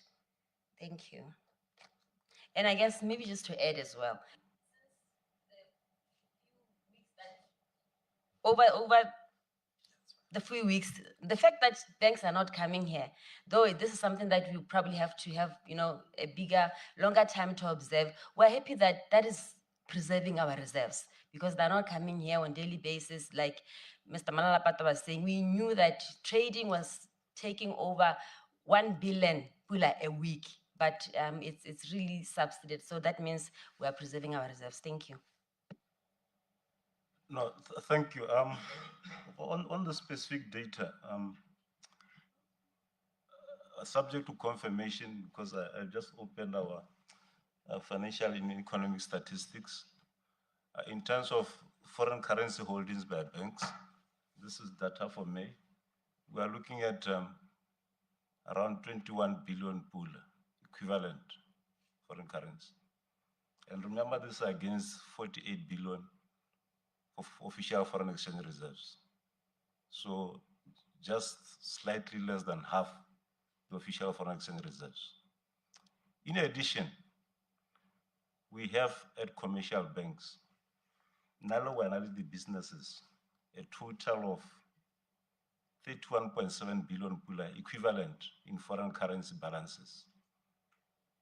That is out of a total deposit liabilities of around 109, 110 pool. So a significant amount, over 30% of deposit liabilities are in foreign currency. There are some retailers, corporates, and so forth and so forth. So that is why, since the introduction of, even January, when we were doing the margins, there was less of commercial banks coming to the Bank of Botswana to look for foreign currency because they have it, their customers have it. So, to the extent that this action helps preserve the 48 billion Pula and potential also increase it, official, the better for us to continue to be able to manage the exchange rate policy and in some way mitigate against sharp adjustments. My colleagues have already talked about whether the adjustment that we are seeing, what the bank and the retailers are justifiable. I think they are not. But in economics, when I also look at the overshooting, or immediately there's a policy announcement or something happens, people go to the most extreme. But with time, things will moderate because of competition. Because, as Ramla was saying, a big corporate will go to a bank about the foreign exchange. You are Bukana, no, I'm going to look for it somewhere else and get a better rate, and so forth and so forth. Even at retail level, the other day we were speaking about substitution for imports. We take it lightly, but it is real, and it will happen. It will happen because, I mean, take it to the extreme. If I cannot, as Ramla was saying, if you cannot be able to import rice, we'll find something to eat that is local, and so forth and so forth. It will happen. So, thank you. Make add something on a light note, but serious. This thing, people take it lightly. I think colleagues have gone around. I went to one of the neighboring countries last week. For 3 nights, I paid 1.2 million of that local currency, a hotel bill, 1.2 million. And imagine what you can do with 1.2 million Pula a year. If there is the reserves deplete, and it has happened in quite a number of countries, you'll go to a filling station, then they will say, today is a turn for the other people, because there will be no FX to import oil. There are countries where you get the ration to oil per week, you get your 20 liters. If you finish it, you walk.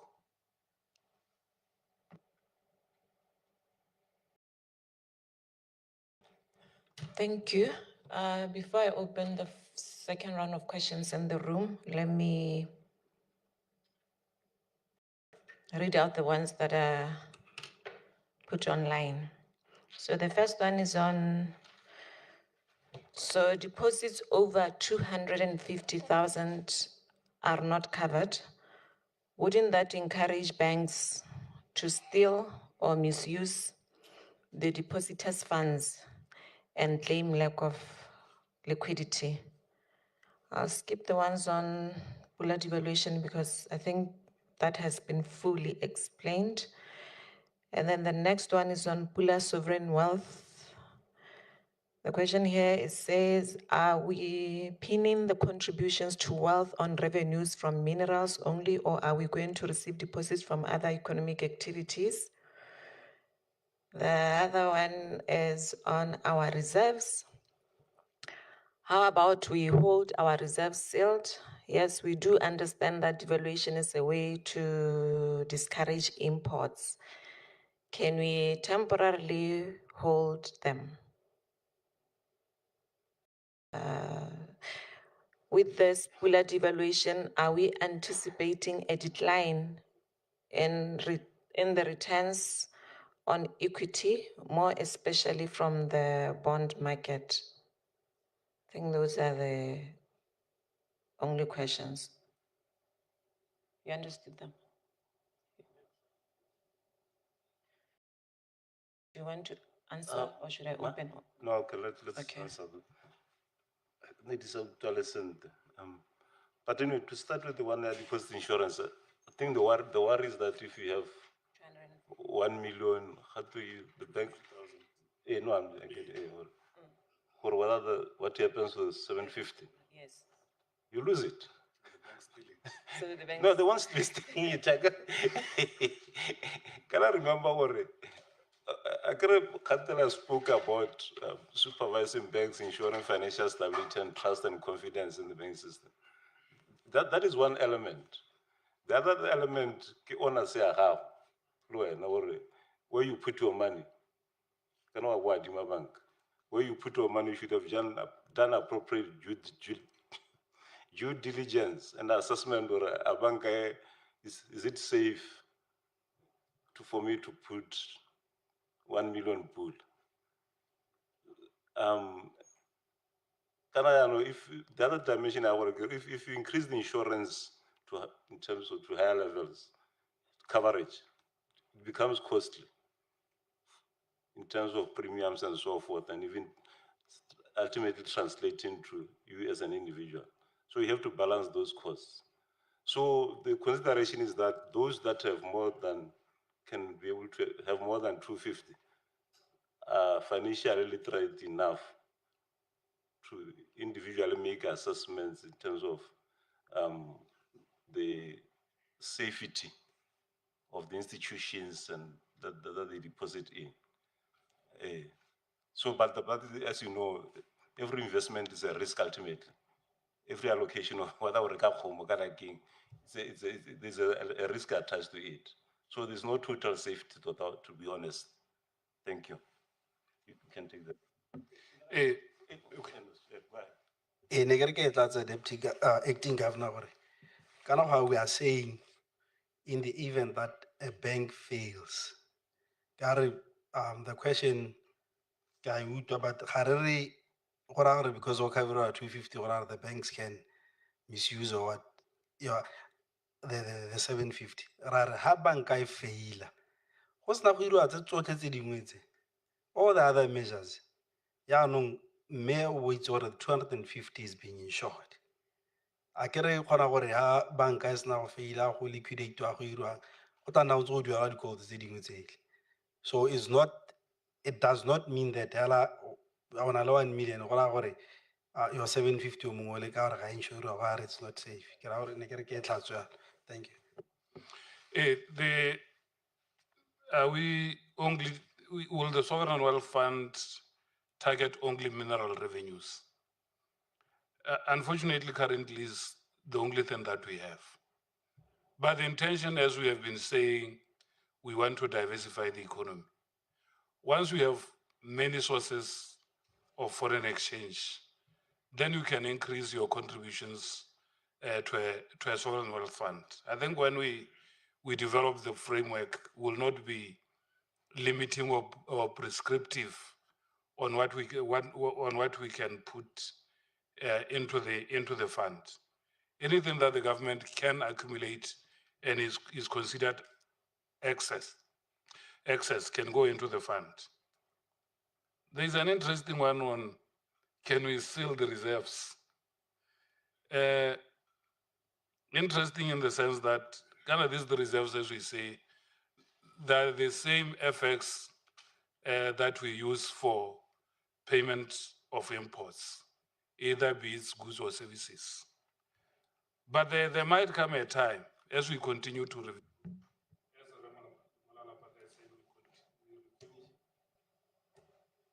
We review every 6 months. There might come a time when we get to a level where we say, yeah, this level now is what we think we can keep as the minimum. And that would mean allowing the Pula now to find its value in the market. But we are not there yet. We continue to review and see what is optimal.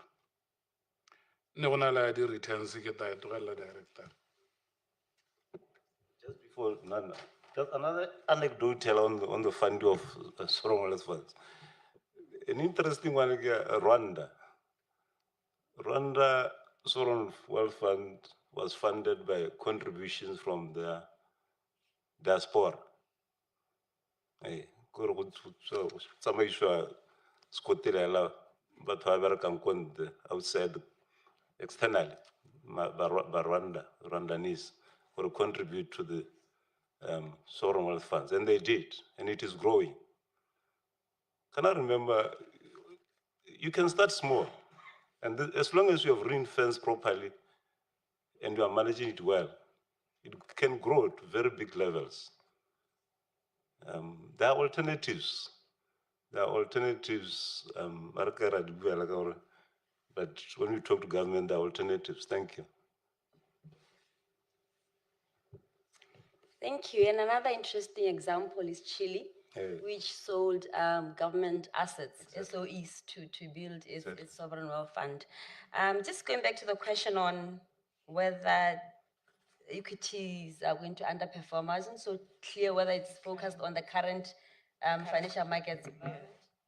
With regards to the Pula devaluation, if that will affect. Oh, with the current, that means the person asking about the domestic market, probably. It's not too clear, but I guess you can approach it from both ways. In terms of international markets, it says with the devaluation, Pula devaluation, do you see anticipation in the decline in the returns on equity with specific regards to the bond market? Okay. I think that will, I mean, for an exchange rate movement to translate into equities, that means it really depends a lot in terms of the performance of the company. If, let's say, this is just hypothetical, to say that if one company that's been importing probably finds its business being affected, or it's been exporting and it's finding it a little bit difficult, and then its performance in that regard weakens, then its stocks or equity could underperform. But I think that is still to be observed, because remember, this importation, we also have companies that are trying to, I know that there's an issue where the material that's been used by most companies as well is being imported, but to be specific or make an outlook in terms of how that is going to be affecting companies might be a little bit early to make a conclusion. But in terms of just global markets, equities are volatile, but we're still finding that the US equities are outperforming generally. Thank you. Thank you. Just to add on that one, remember Mr. Magole said at the end of the year, he will take the exchange rate and then apply the exchange rate to our assets, to the value of our assets. So it doesn't, the Pula exchange rate in Nana's daily business has no impact on the performance of the equities that they invest in as a department. It's only at the end of the year that now Mr. Magole will apply the Pula exchange rate to value the assets, and that will depend on where the Pula is trading. Remember also that this exchange rate is not only influenced by these parameters that we said per se. There's a movement, bilateral movements of the currencies that are in the basket. So it will depend on how for example, the rand is moving against the US dollar. So that will affect the value of the Pula at the end of the year or any period. Thank you. Thank you very much. I don't know if there are any more questions on the floor. Oh. Yes. Good afternoon. My name is Tato from Yarona FM. I have a question regarding one of the statements the Minister of Finance made during his parliamentary statement. He said that the Pula was moderately overvalued. I'd like to understand what factors determine the overvaluation or the undervaluation of a currency, and why we are saying the Botswana Pula is termed to be moderately overvalued. take the question at the back. We'll come to you. Good day. My name is Brighton Socks. We're living in a world where other, like for example, with Sri Lanka, they take time to act towards something, right? So, what portion of our foreign reserves are held in currencies that are also experiencing inflation type of pressures, and are there measures that we have that can hedge against that risk? Thank you. There's a question there. Good morning. My name is Bami from The Voice. My question is not 100% related to today's proceedings. However, it's very important to hear from you as BOB if we have a problem of people keeping huge sums of money in their homes, either as savings, or any proceeds of crime. No, this guy saying this buys So do we have that problem? And if we do, how are you dealing with it? And then another issue here, phasing out some banknotes. Apparently in other countries, they regularly phase out banknotes to force people on somebody from those savings, infrastructure, ko masimo, ko morakeng, ko wherever, to force them to bring that money back to the central bank. Yabo hello kia the 10 Pula banknote. Are we going to see a new 10 Pula banknote in the near future? Because apparently this banknote is very important to more. The affairs, Any more questions? Because after this, I'll be closing the questions, moving on to the next presenter, Brian. Yes, good morning, Acting Governor and your team. My name is Brian, I'm at Reuters. I just have one quick question, maybe just to find out what your thoughts are on, given what you have said about the current state of the economy, you know, the recessions, the twin deficits, and the outlook also, particularly with the diamond sector. Do you feel at this stage, there's any threat to the country's sovereign credit rating? And if there is, what could be the kind of implications or impact on the economy if there was to be a downgrade? Thank you. All right. No, thank you. I think we wish to thank you for the very relevant questions. I think they are part of the briefing and information sharing. Ramlala Pata, clarify exchange rate valuation. We can start with that. Thank you. Thank you, Acting Governor.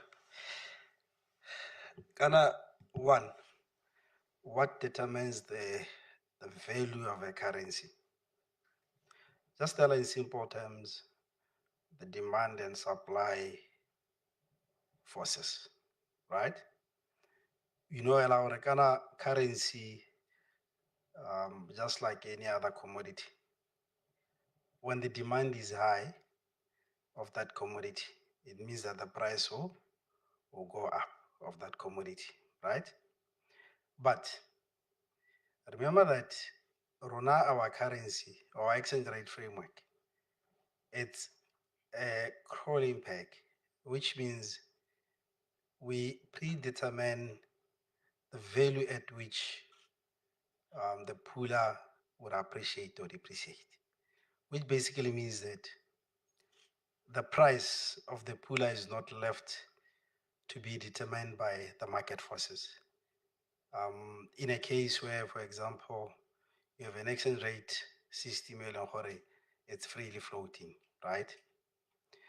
Yarona, because of the system operating, it then means that you would have points where the value is not in line with your economic fundamentals. The value is not in line with the market forces. It's only the supply and demand market forces. More, you are bound to have the currency being misaligned. That is why the VP was saying, in the last research that we did, we found that the Pula was moderately overvalued. That is around 5 to 10, by around 5 to 10%, right? Remember that kind of objective happy on exchange rate framework to ensure that our businesses are not competitive.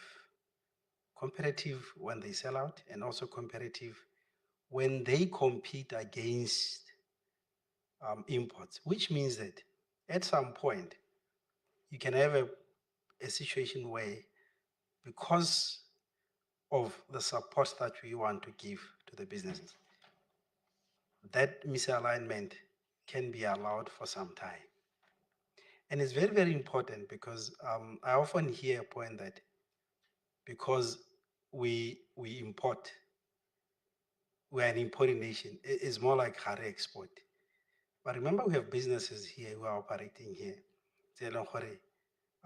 They don't hardly export, but they are competing with the imports.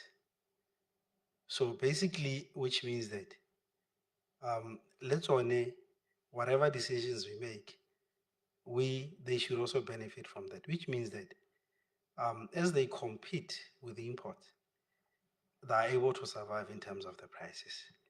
So what I'm trying to say is that we can have a situation where the exchange rate is misaligned in order to support those broad objectives of economic growth. But whenever we see that the misalignment is high, you would see us acting. That is why I think if you look at for the past few years, I think if you take 3 or 5 years, most of the times you've been seeing us doing what? Implementing a downward rate of growth. But there are times in the past where we implement an upward rate of growth. So there are many factors which we at play, which will determine. But in simple terms, if your currency is left to be determined by market forces, demand and supply meaning that as you export, basically that is favoring your currency in terms of the value going up. As you import, then it's the balancing effect. But currently, we have a situation where we are only importing and exports are so low. That is why now when you look at the fundamentals, you find that should tell you the value of the Pula should be low. Thank you. Okay. On inflation, how you take into account inflation? Yes, there was that question on, I think you gave an example of Sri Lanka, because that's probably your concern about whether we invest in emerging markets assets or currencies. So in 2017, when we reviewed our reserves management policies and guidelines, the board then decided to approve that we invest in emerging markets. And we took this decision as a diversification just because we were not in emerging markets for the longest time, and we felt we're losing out in terms of the return that we could gain from there. So we're investing in emerging markets, and we're very, very selective when we choose these countries. We do in China, countries like China, South Korea, Mexico, and we monitor them, of course, because by nature emerging markets are volatile, but that diversification factor is very, very necessary. So we are selective, and we just choose by region. So we don't just pick, we're considering factors like the volatility or just the economic fundamentals in that economy. So I think so far in terms of if we're showing everything else, we'd learn that we've had positive returns since investing in emerging markets. Thank you.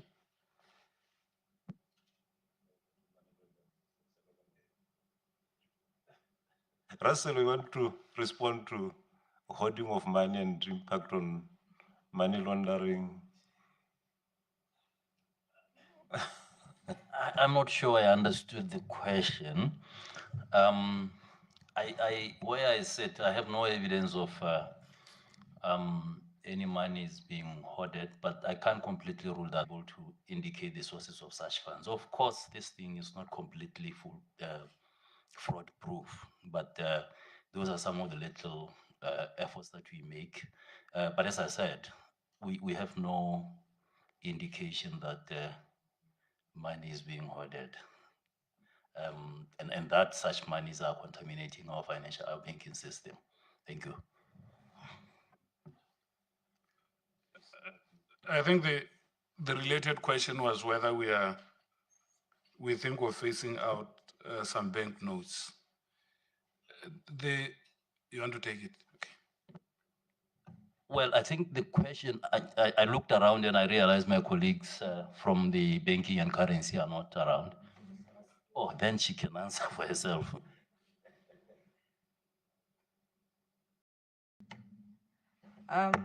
Good morning, everyone. The question on whether we have any plans to replace our or the series of coins and banknotes that we have at the moment, I can say that there are procedures in place, that there is a committee that is always looking at the performance and the reviews the security features of our banknotes and see if there is any need for any review. And at this moment, we can say there are no plans to do so, to review the series that we have. Concerning the 10 Pula note, I didn't get the question, but I think you were asking if there are any plans to introduce a new one since we have a new president.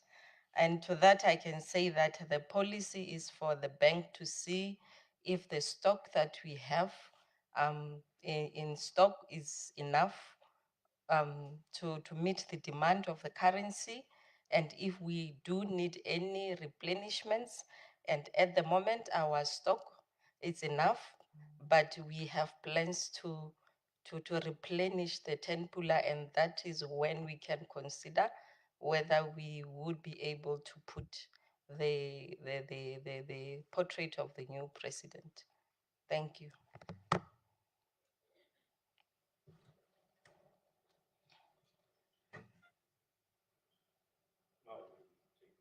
Okay. No, let me just reinforce on the currency. Kirikana, we have statistics. For example, we know what currency we have issued in what denominations, therefore currency in circulation. And in terms of these statistics, there's nothing exceptional or extraordinary in terms of the data that we are seeing. It's just normal relationships, the currency in circulation versus all other monetary variables. So to that extent, and added to that, without any evident situation here, counterfeiting, we don't see any need to phase out any denominations for those reasons. Of course, we can have other reasons for changing, as Matobezo was saying, to change the what do you call, the family of banknotes and coins. But currently, no, not for those reasons, no. Thank you. Thank you. I'll take the last one. I wanted to delegate it upwards. The threat of credit rating downgrade.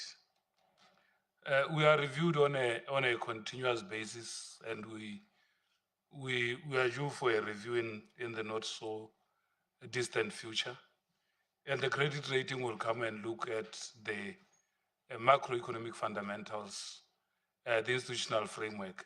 I think we still have strong institutional frameworks, which we'll hope will continue to underpin our credit ratings. But the rating agencies have their formulas. They may have ideas that are different from ours, but we'll discuss what will be the impact of a downgrade, you said? A downgrade now means you are lower credit. And therefore, it becomes expensive for you to access markets. So once you are lower credit and people think you are risk, it will affect your status in the international markets. But we still think will remain comfortably rated to be able to continue to access markets or international markets, at least relative to our peers. Thank you. Thank you very much. Tim, you did a very good job. I think we can clap hands for them. They took their time explaining, and I think everything was well explained. Thank you, Acting Governor Masalila DJ Moseki, Nana, Mr. Maralapata, Le Ramahole. I'll give you just 3 minutes to stretch while the next presenter comes and set up a presentation. 3 minutes, so literally means by the time you get to the door, is 2 minutes left.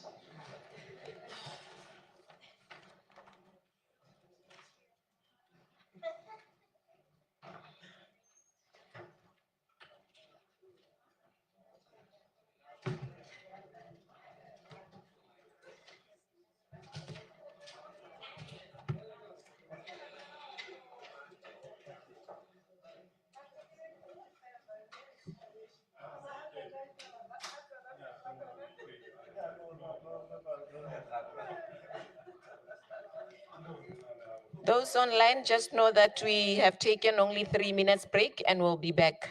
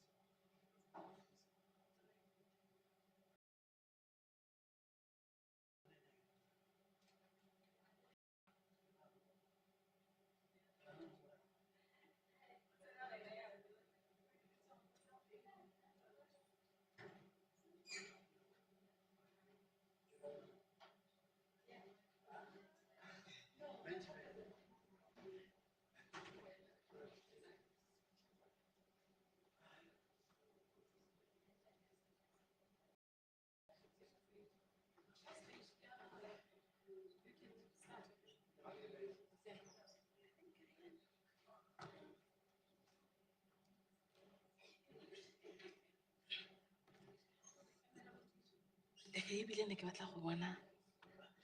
Oh, okay.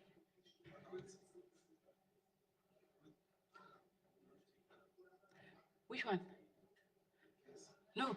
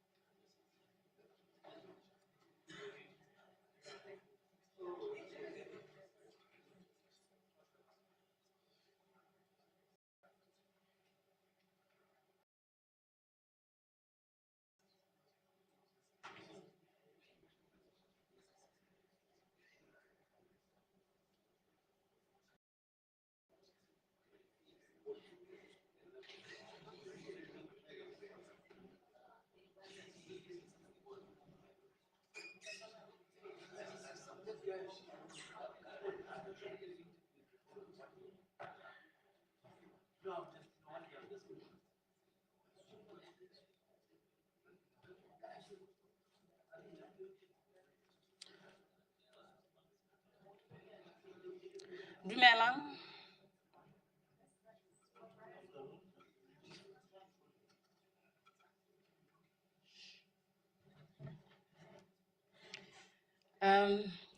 Acting Governor Dr. Kyaleboga Masalila, Deputy Governor Mr. Caster Moseki, Senior Management of the Bank, and members of the press, good morning to you all. My presentation is on the 2024 Annual Report Theme chapter, which is Next Generation Payment Systems, Innovation and Financial Technologies with focus on opportunities for Botswana. The acting governor did highlight at the beginning of his presentation that one of the core mandates of the bank is that of maintaining an efficient payments mechanism. As such, this presentation is anchored on the bank's mandate of maintaining an efficient payments mechanism in Botswana, wherein the bank continually undertakes a research on global payments trends, local challenges and opportunities with a view to inform and facilitate the necessary policy responses and national payment system reform initiatives. By way of outline, I will provide an overview of payment systems, followed by a look at the evolution of payment systems over the years, from the dominance of cash to the emergence of next generation payments, and the presentation will also provide insights into the current status of the Botswana payments ecosystem and assess Botswana's readiness for next generation payments in terms of the requisite legal and regulatory frameworks, digital connectivity, financial inclusion, payments infrastructure, and the innovation appetite. I will also highlight opportunities that exist for the adoption of next generation payments, highlighting projects that the bank has embarked on to ready the payments ecosystem for next generation payments. And lastly, I'll conclude and provide recommendations for the way forward. Stay with me. This also talks to opportunities to diversify the economy in the financial services sector. Just perhaps to lay a foundation for our discussion this morning, payments or payment systems constitute mechanisms established to facilitate the clearing and settlement of monetary and other financial transactions. They consists of infrastructure, that is technological infrastructure, instruments, and procedures that facilitate orderly circulation of money, as well as safe and secure transfer of funds by individuals and businesses in completing transactions for purchasing of goods and services. A national payment system, on the other hand, therefore comprises legal frameworks, payment rules, payment mechanisms, payments-related activities, payment channels, regulatory authorities, and other key stakeholders in the market. Let me take you through a tour of the evolution of payments over the years. Payments have been evolving over the years with the most pivotal shifts occurring in the past 2 centuries. Cash remained the most dominant form of payment, that is following the bartering system, providing both anonymity and universal acceptance globally until the emergence of checks in the 17th century, which eliminated the need for exchange of cash. In the 1950s, there was a major turning point in the global payments landscape when modern credit cards made it into the market, providing enhanced consumer purchasing power in that consumers could purchase without necessarily having any money. That is, they could purchase on credit. And the introduction of debit cards in the 1970s brought payment security in that they enabled consumers to purchase directly from their bank accounts without relying on credit. Prepaid cards later gained popularity in the 80s as a flexible form of payment for those without access to traditional banking services, where these prepaid cards could be funded and anyone who's without access to formal banking services could also make purchases and payments. The rise of the internet and mobile telephony in the year 2000 shifted payments from cards to smartphones, linked to enabling digital payments and mobile wallets directly linked to bank accounts or cards, given the rise of the e-commerce era. And the introduction of Bitcoin in 2009 ushered in a new era of payments with decentralized digital currencies that promised more security and privacy in that there is no traceability. And as such, the adoption of crypto assets remains niche, but it is yet another growing segment of the payments landscape. The year 2010 ushered in open banking, which has been recognized as a transformative force in the payments landscape, having given birth to instant payments. And instant payments became a major shift from real-time payments, allowing consumers to make payments directly from their bank accounts without the need for traditional payment intermediaries, where a consumer could send a payment directly to a recipient without the involvement of a payment intermediary, such as a bank or any other such payment service provider. Instant payments offer faster transactions, lower costs, and even lower costs across borders. Instant payments underpin interoperable payment services that people are able to receive funds on a 24/7, 365 basis within seconds of payment initiation. The instant payment era marks the beginning of the evolution of next generation payments, which are the focus of our discussion this morning. So next generation payments explorations combine the ability of traditional currency with the efficiency of digital payments, representing the next frontier in the global payments ecosystem. More recently, we've seen explorations around central bank digital currency by several jurisdictions since the beginning of 2020. So that is the journey that payments have taken since the emergence of the bartering system until today. So effectively, next generation payments comprise a broad range of innovative payment technologies and strategies. The concept of next generation payments has been evolving and gaining traction since the beginning of 2010, as indicated.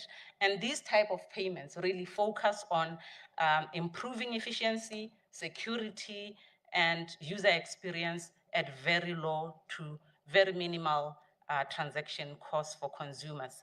Key trends in next generation payments, which you may have seen so far across the globe, include biometric-based payments, QR-based payments, blockchain and distributed ledger technology-based payments, as well as variations of mobile money that go as far as facilitating offline payments.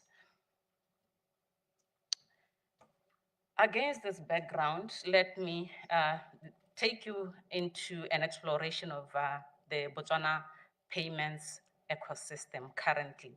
The bank facilitated an industry study in 2024 with a view to map the payments ecosystem and gather customer-centric requirements for the establishment of an inclusive, modern, and interoperable national retail payment switch that caters for the future of Botswana's national payment system. The industry study established that Botswana's national payment system comprises legal and regulatory frameworks, robust financial market infrastructures, multiple stakeholders, inclusive of consumers, payment channels and instruments, and that also includes government as a key player in the payments ecosystem in Botswana. Let me underscore the fact that the NPS is anchored on a legal and regulatory framework that provides for the role of the bank as a regulator, an operator, an overseer, and a catalyst for change in the continued development and modernization of the financial sector. This legal and regulatory framework comprises the Bank of Botswana Amendment Act, the Banking Act, the National Clearance and Settlement Systems Act, and the EPS regulations, which establish and empower the bank to execute its mandate of maintaining an efficient and stable payments ecosystem. The legal framework forms the basis of the national payments ecosystem. Other critical legal frameworks that govern provision of payment services in Botswana, as you would probably be aware, include the Financial Intelligence Act, which serves to combat financial crime, the Cybercrime and Computer-Related Crimes Act, the Consumer Protection Act, which seeks to safeguard the rights of consumers, and the Data Protection Act, which serves to safeguard consumer interests, personal data, and privacy. Of critical importance to note is the backbone of the national payment system, which is the financial market infrastructures that are currently operating in Botswana. If you look at my pointer, these are the key financial market infrastructures that are currently operating in Botswana, and they serve as a backbone that holds everything together in terms of payments that are currently being facilitated in Botswana. These systemically important systems include the Botswana Interbank Settlement System, which is owned and operated by the Bank of Botswana, the Botswana Automated Clearing House, which is owned and operated by the Bankers Association of Botswana, facilitating clearing and settlement of all electronic payments, and the Central Securities Depository for the safekeeping and settlement of securities in Botswana. The national payment system also features the SADC real-time gross settlement system, which facilitates high-value cross-border transactions, and it is managed and operated by the South African Reserve Bank as appointed by participating SADC member countries. There also exist several electronic payment services platforms across the electronic payment service sector that broaden financial inclusion and for marginalized communities. Key stakeholders in the national payment system include the banks, the electronic payment service providers and manual value transfer service providers, the non-bank financial institutions that fall under the regulatory purview of NBFIRA, the Ministry of Finance representing government as a key player in the economy from a payments perspective, financial services regulatory authorities, and the public. Payment instruments that are currently found in Botswana would include cash, electronic funds transfers, debit and credit cards, mobile money, digital wallets, digital payments such as debit and credit cards, as well as distributed ledger technology-based payments that facilitate both local and cross-border payments. Against this background, let me highlight that DLT-based payments, other than DLT-based payments, there are currently no instant payments or next generation payments in Botswana. However, existing payments mechanisms and infrastructure, legal and regulatory frameworks, and Botswana's digital connectivity and financial inclusion status provide a basis for a conducive environment that would foster the adoption of next generation payments. In terms of readiness for the adoption of next generation payments, and from a legal and regulatory perspective, which is the underlying layer of the national payment system, Botswana has the necessary legal instruments in place, save for the enactment of an all-encompassing draft national payment system law, which is intended to facilitate regulation of all payments inclusive of next generation payments. Laws such as the Consumer Protection Act, the Cybercrime and Computer-Related Crimes Act, as well as the Virtual Assets Act, the Financial Intelligence Act, and the Data Protection Act also provide a conducive environment for Botswana to adopt next generation payments. However, there will be a need if we are to move into the next generation payment space for the country to develop technology-specific policies that would regulate and or govern appropriate use of technologies that drive the provision of these services. Such policies would include policies such as artificial intelligence policies. You would probably be aware that artificial intelligence is now also featuring in the payment space. That would also include policies such as cloud computing policies and universal adoption of cybersecurity policies by all institutions that are of a national critical importance in Botswana to safeguard consumers against inherent risks that come with next generation payments. In terms of infrastructure, the lack of a universally accessible digital identity platform, that is a digital ID platform, that facilitates verifiable digital identity for consumers online, represents a major hurdle for the adoption of digital payment services and a thriving digital payment services economy. Still on infrastructure, the absence of inclusive and interoperable national retail payment switch with local card switching capabilities operating on a 24/7, 365 basis and enabling low-cost transactions for consumers is another hurdle for the adoption of next generation payments. Currently, transactions only clear on week basis, that is Monday to Friday, so that does not include holidays and weekends. And transactions or retail transactions clear through a South African-based service, which is Visa, which comes with high costs and does not provide for the achievement of government financial inclusion objectives, which include the low cost of transactions. There is also the lack of interoperability between platforms and payment instruments, and this also presents challenges for the local payments ecosystem. On the digital connectivity front, Botswana's digital connectivity index as at 2024 stood at 77.3%, and this provides a significant enabling environment for the adoption of next generation payments. However, the 22.7% that represents the digitally excluded population presents a reasonable sector of the population that government should continue to facilitate their inclusion in the economy.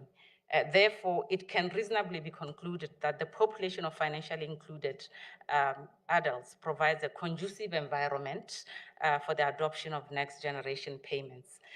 From an innovation perspective, innovation enablement and the promotion of competition under the current payments ecosystem is largely reliant on market forces and players. That is, there are no innovation facilitators that are currently operating in Botswana, and as such, innovation is largely led by players in the market.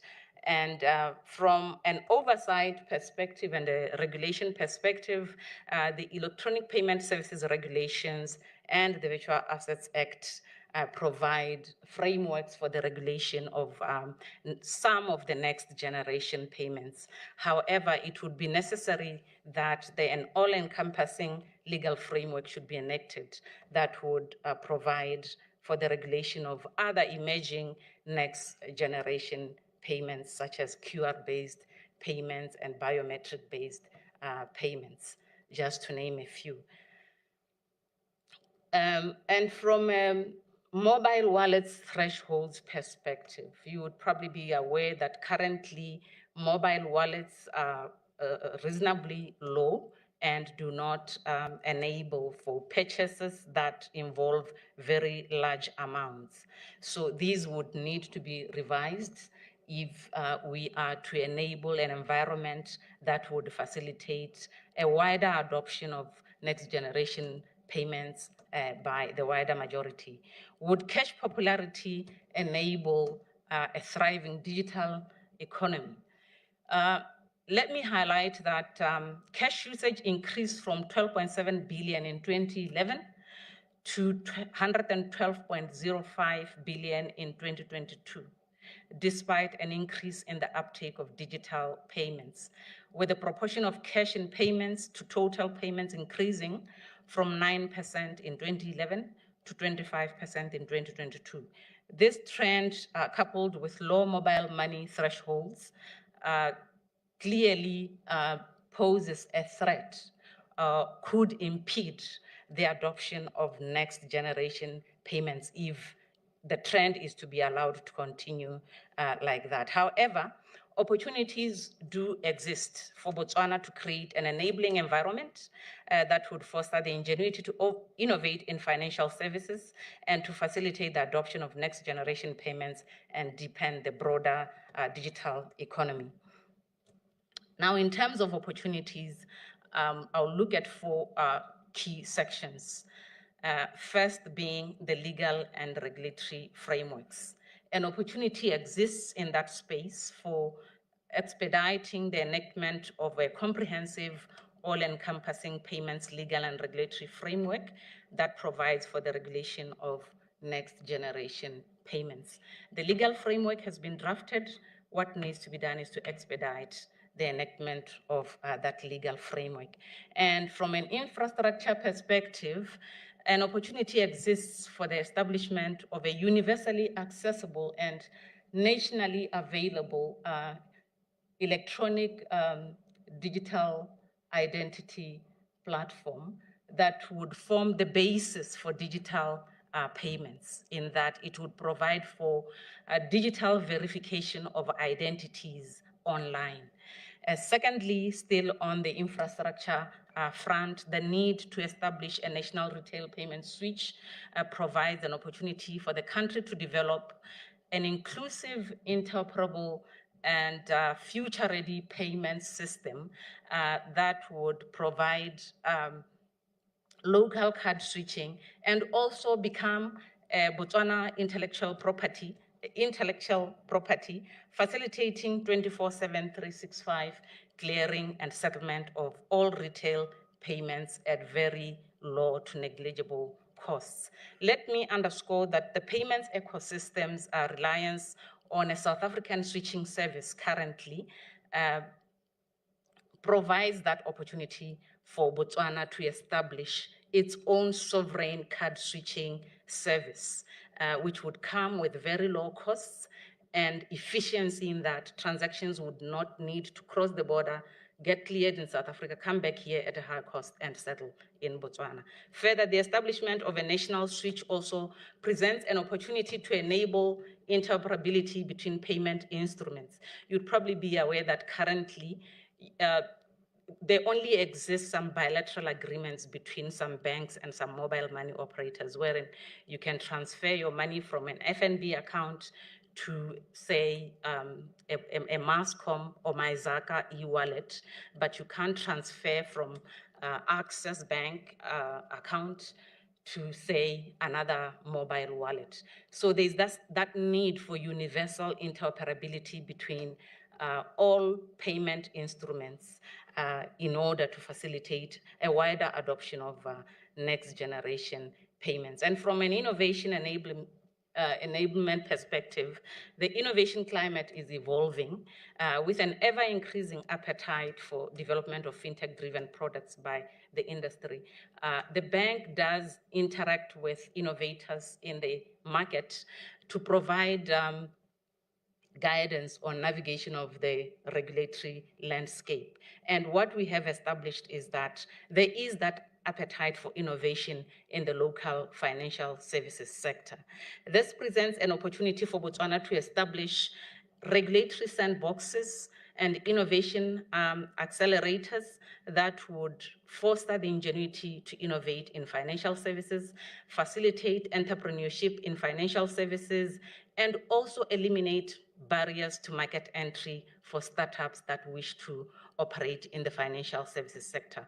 Of critical importance to note is the role of the bank in this context in the development of the national payment system as a catalyst for change. Moving on to projects that the bank is currently undertaking with a view to ready the national payments ecosystem for the adoption of next generation payments. The bank recently established an innovation hub that provides guidance on navigation of the regulatory landscape. This is a platform where we engage with innovators, be it local innovators or international companies that wish to set up in Botswana and provide financial services, and guide them as to how to navigate the regulatory landscape, which regulatory authority they should be dealing with, what the requirements for licensing are. So this is one of the key steps that the bank has taken in order to facilitate adoption of next generation payments. And from a legal and regulatory frameworks perspective, which involves the prudential treatment of fintech and innovation with an objective of balancing innovation and the safety of the national payment system.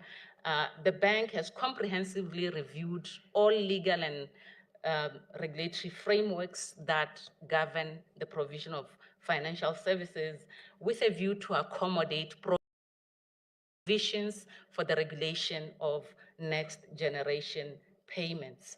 So the National Payment System Law that has been drafted, which I alluded to earlier, comprehensively provides for the regulation of all next generation payments as indicated earlier.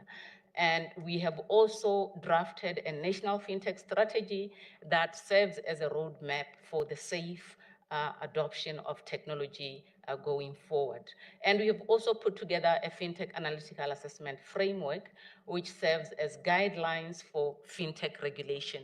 This framework provides for guidance on the identification of economic activities that are actually fintech-driven services and the regulation thereof, as well as the identification of risks that are inherent in such financial services. The bank has also embarked on the implementation of a national retail payment switch project. You probably have heard about this quite a number of times. The Vice President did talk about this project at the beginning of the year. And this project is intended to serve as a digital public infrastructure that would form the basis of a thriving digital payment services ecosystem, in that it would facilitate innovation around the switch by innovators that are in the country with a view to provide next generation payments around capabilities of the switch.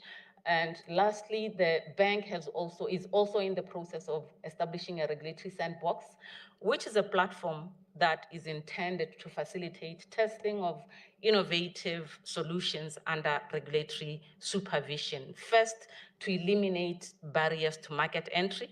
This would ensure that any innovator that has an innovative solution and they wish to enter the market, they would then be able to have their solution tested under the supervision of the bank before it is introduced into the market to manage risks to the financial system. And that would also provide credibility to their solution so that they can be able to then go out to financing institutions such as CEDA, the National Development Bank, and other financiers for the necessary finances that they would need for them to be operating in the market.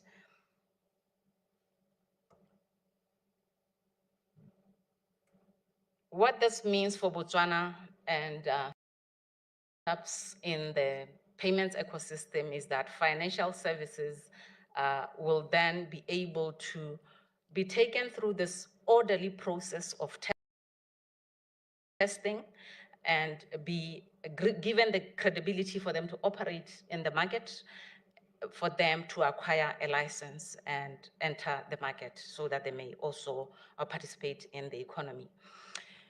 One key project that the bank has also embarked on is the digitalization of government payments. You would probably know that currently, when you drive anywhere and you fall on the wrong side of the law, get caught by the police, you get a ticket, you then go to some office around the country and make payment, or sometimes you make payment on the spot. What this project is intended to facilitate is that things such as such fines, police fines, any payment that is due to government, any revenue collection by government anywhere in the country would be digitalized such that payment is instant and proceeds reach government accounts directly and instantly. To that end, the bank has fully automated collection of government revenue services with a view to provide traceability and reconciliation of government accounts. All government offices will be, government revenue collection offices will be provided with devices that would enable payment on the spot, that is point of sale devices. And the banking hall has been fully automated to provide for self-service. The banking hall currently has recyclers, cash recyclers, and ATM machines that would enable self-service by revenue collection officers as they come to the Bank of Botswana, bringing in the necessary efficiencies that are requisite for government revenue collection. The system is being interfaced with BERS and the Office of Accountant General for seamless transaction flow account reconciliations. That last bit is what is currently outstanding. Once the system has been interfaced with BERS and the Office of Accountant General, we can then go live and facilitate efficient revenue collection for government and reconciliation thereof. In conclusion, the transformative evolution of payment technologies over the years has led innovations that offer convenience, speed, efficiency, enhanced financial inclusion, seamless integration across payment platforms, providing the sought-after customer experience and deepening of the broader digital global economy.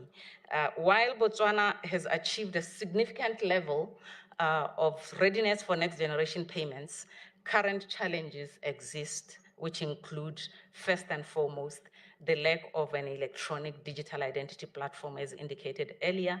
This is necessary for electronic identification of consumers online, which is the basis for provision of digital payment services. Secondly, the pending enactment of the National Payment System Law, which would provide for instant and next generation payments, is yet another challenge for the current payments ecosystem.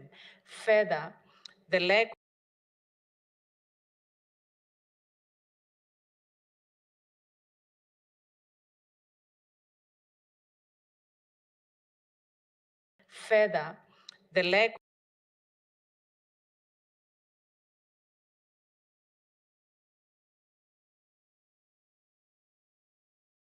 of universal interoperability between payments instruments and platforms, as well as channels, and low thresholds for mobile money wallets to present challenges for broadening inclusion and adopting next generation payments.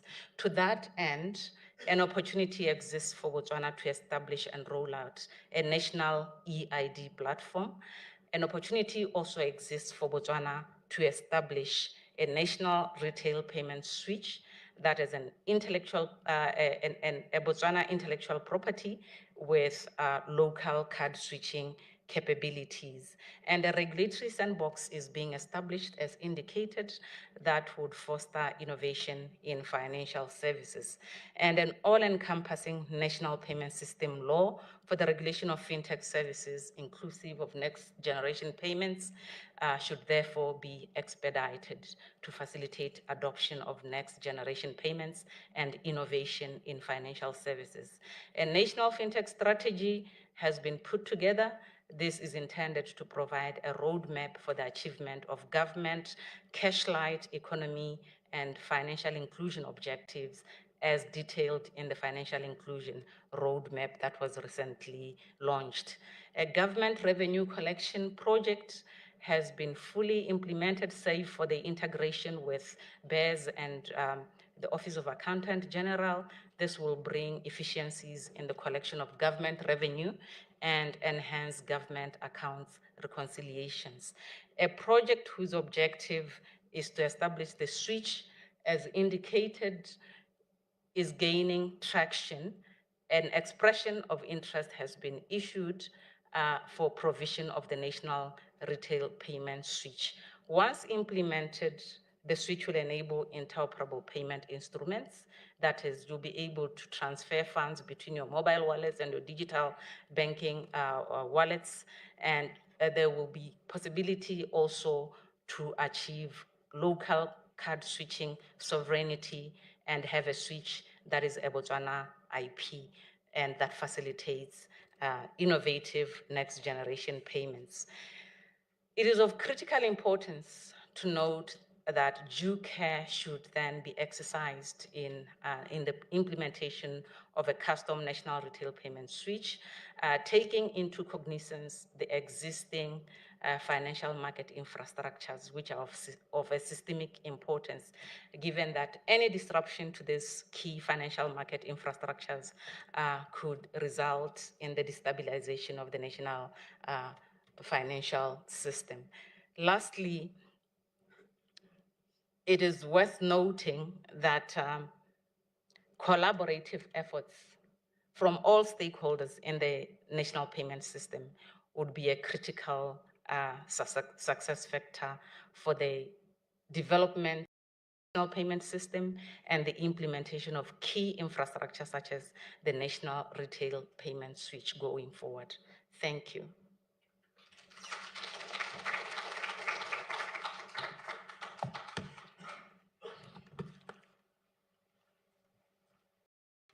Thank you, Ruth, for that presentation. I see there are a lot of opportunities there in the next payments generation, the financial technology, and in the innovation space. And I see a lot of people clapping hands. I believe they agree on that one. I would like to open the floor for questions. I think 10 minutes. Questions? on the presentation that was just done, and call Ruth and the acting governor and DG Museki to the stage. And we'll be joined by Ms. Alice Katula, who's the director and the Strategic Planning and Risk Management Department. So I would like to open the floor for questions. And while I do that, on the screen, there is the QR code for our annual report that is available on the website. You can access it there. I think you've seen it on our social media pages, and some of you have already accessed it on the website, but for those that have not accessed it, here it is. Any questions? So that was clear, straight to the point, easy to understand. Tato? Good afternoon. I have one question regarding the legal frameworks that have been drawn up and are awaiting approval. If you were to provide timelines as to when we can see that happening, when can we see the enactment of the law being set in bill? And how is the bank catering for the 22.7% of the population that lacks digital infrastructure? Thank you for that. Is there a question at the back there? Thank you. My name is Alpha. I'm from a company called Resco Communications. Nabutswa be mo goreng jaaka ne mme a botsa gore timeline ke eng. Another thing that I want to know, Kore, since this is more like a dream, who's going to drive it? And in between now and the last destination, are we going to have meetings where we check out progress? Who is going to monitor those meetings? They will report and all that, so that by the end of the journey, we'll be able to know how to trial and error and thank you. I don't know if there's another question. Okay, I'll take it back to the team to answer. Acting Governor. No, I take it through your further questions, timelines for the National Payments Law. How are we taking into account the 22 or so percent that is digitally excluded? And then who is driving the dream, I believe, in terms of infrastructure, market infrastructure development and the specific projects that we're undertaking?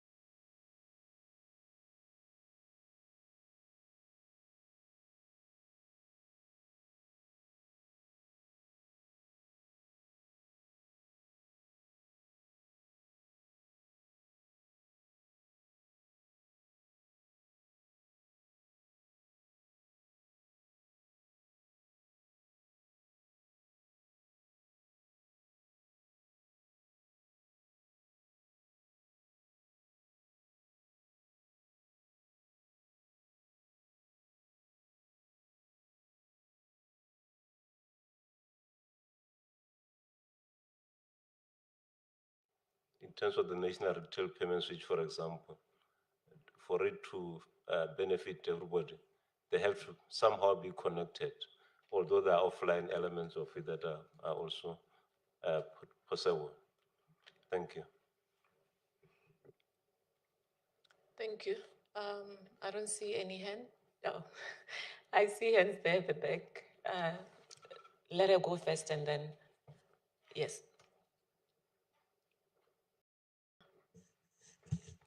Good afternoon. My name is Kikansele Simela from the Midweek Sun. My question is on the mobile money. Mabaitepi, you mentioned that there's a challenge of the threshold.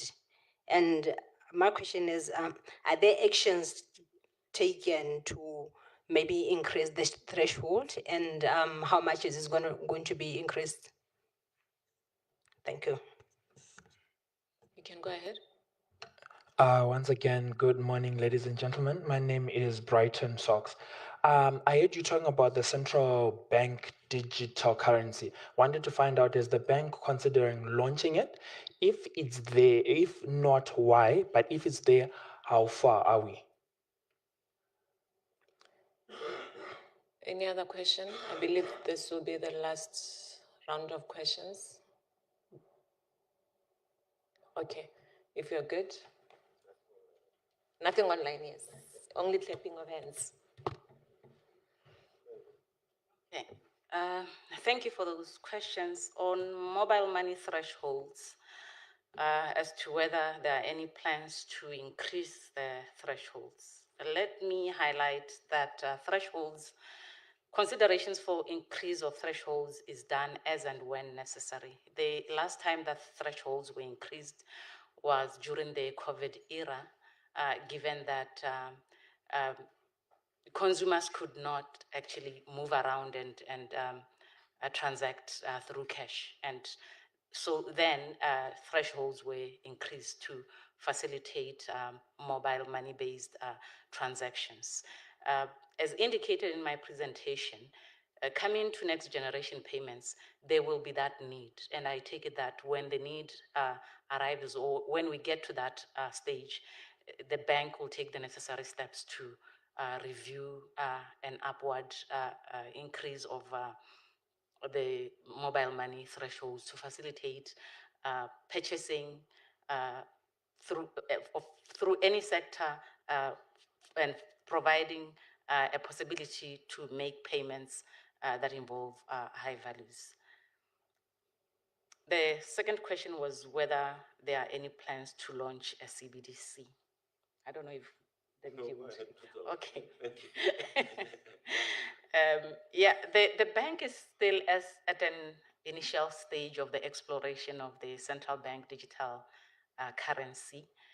What this means is that researches are currently ongoing with a view to establish, first and foremost, whether there is a need for the bank to adopt CBDC, and whether the emergence of digital assets in the market, such as virtual assets, pose any threats to the sovereignty of the Pula, such that we should consider the introduction of a CBDC. So we are still at a very initial stage and quite far from getting to a position where we can say Botswana should adopt a CBDC or not adopt. I don't know if Moss would like to add to this.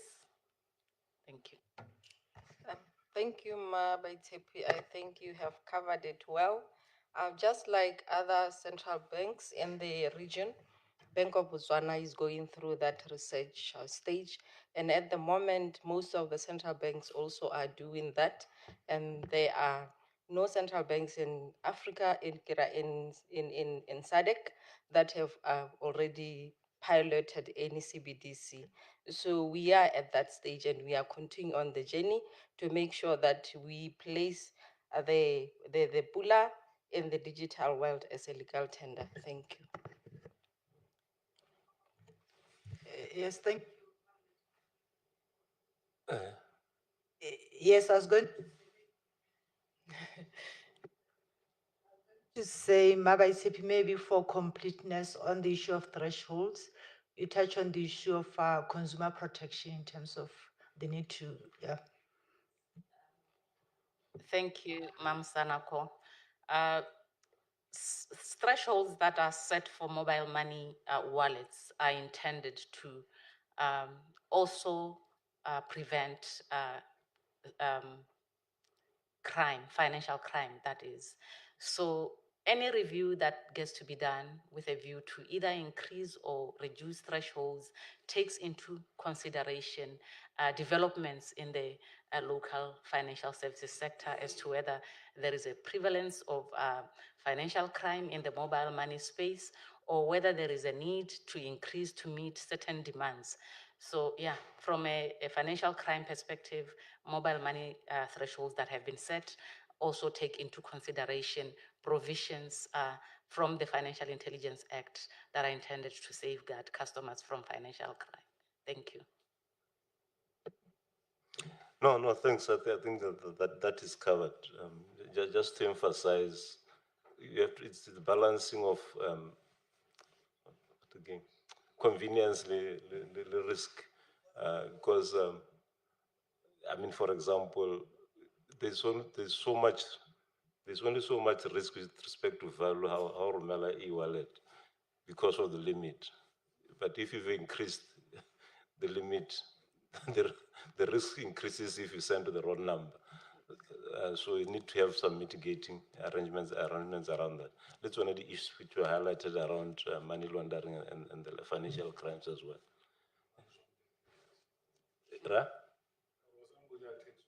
Exactly, and fiddlers with and your phones and so forth. The issue of CBDC is again well answered, or it's about research being prepared in terms of understanding, in terms of operational resources around it if need be. But fundamentally, as Ruth has said, is to ensure that whatever happens, we remain in control of the currency, the sovereignty of the Pula, that it remains in our control. It is not undermined or substituted by other aspects that are developing in the economy. So that is, we need to be guided in that respect. Thank you. Thank you very much, Acting Governor. Thank you, team. Mabaisipi, Makatola, DJ Moseki, thank you very much for that. This was our last round of discussions, and I believe the team did very well. The presentations were insightful, the discussions were engaging. The annual report QR code is there on the screen. Please do upload it. There's so much you can go through and read and write about.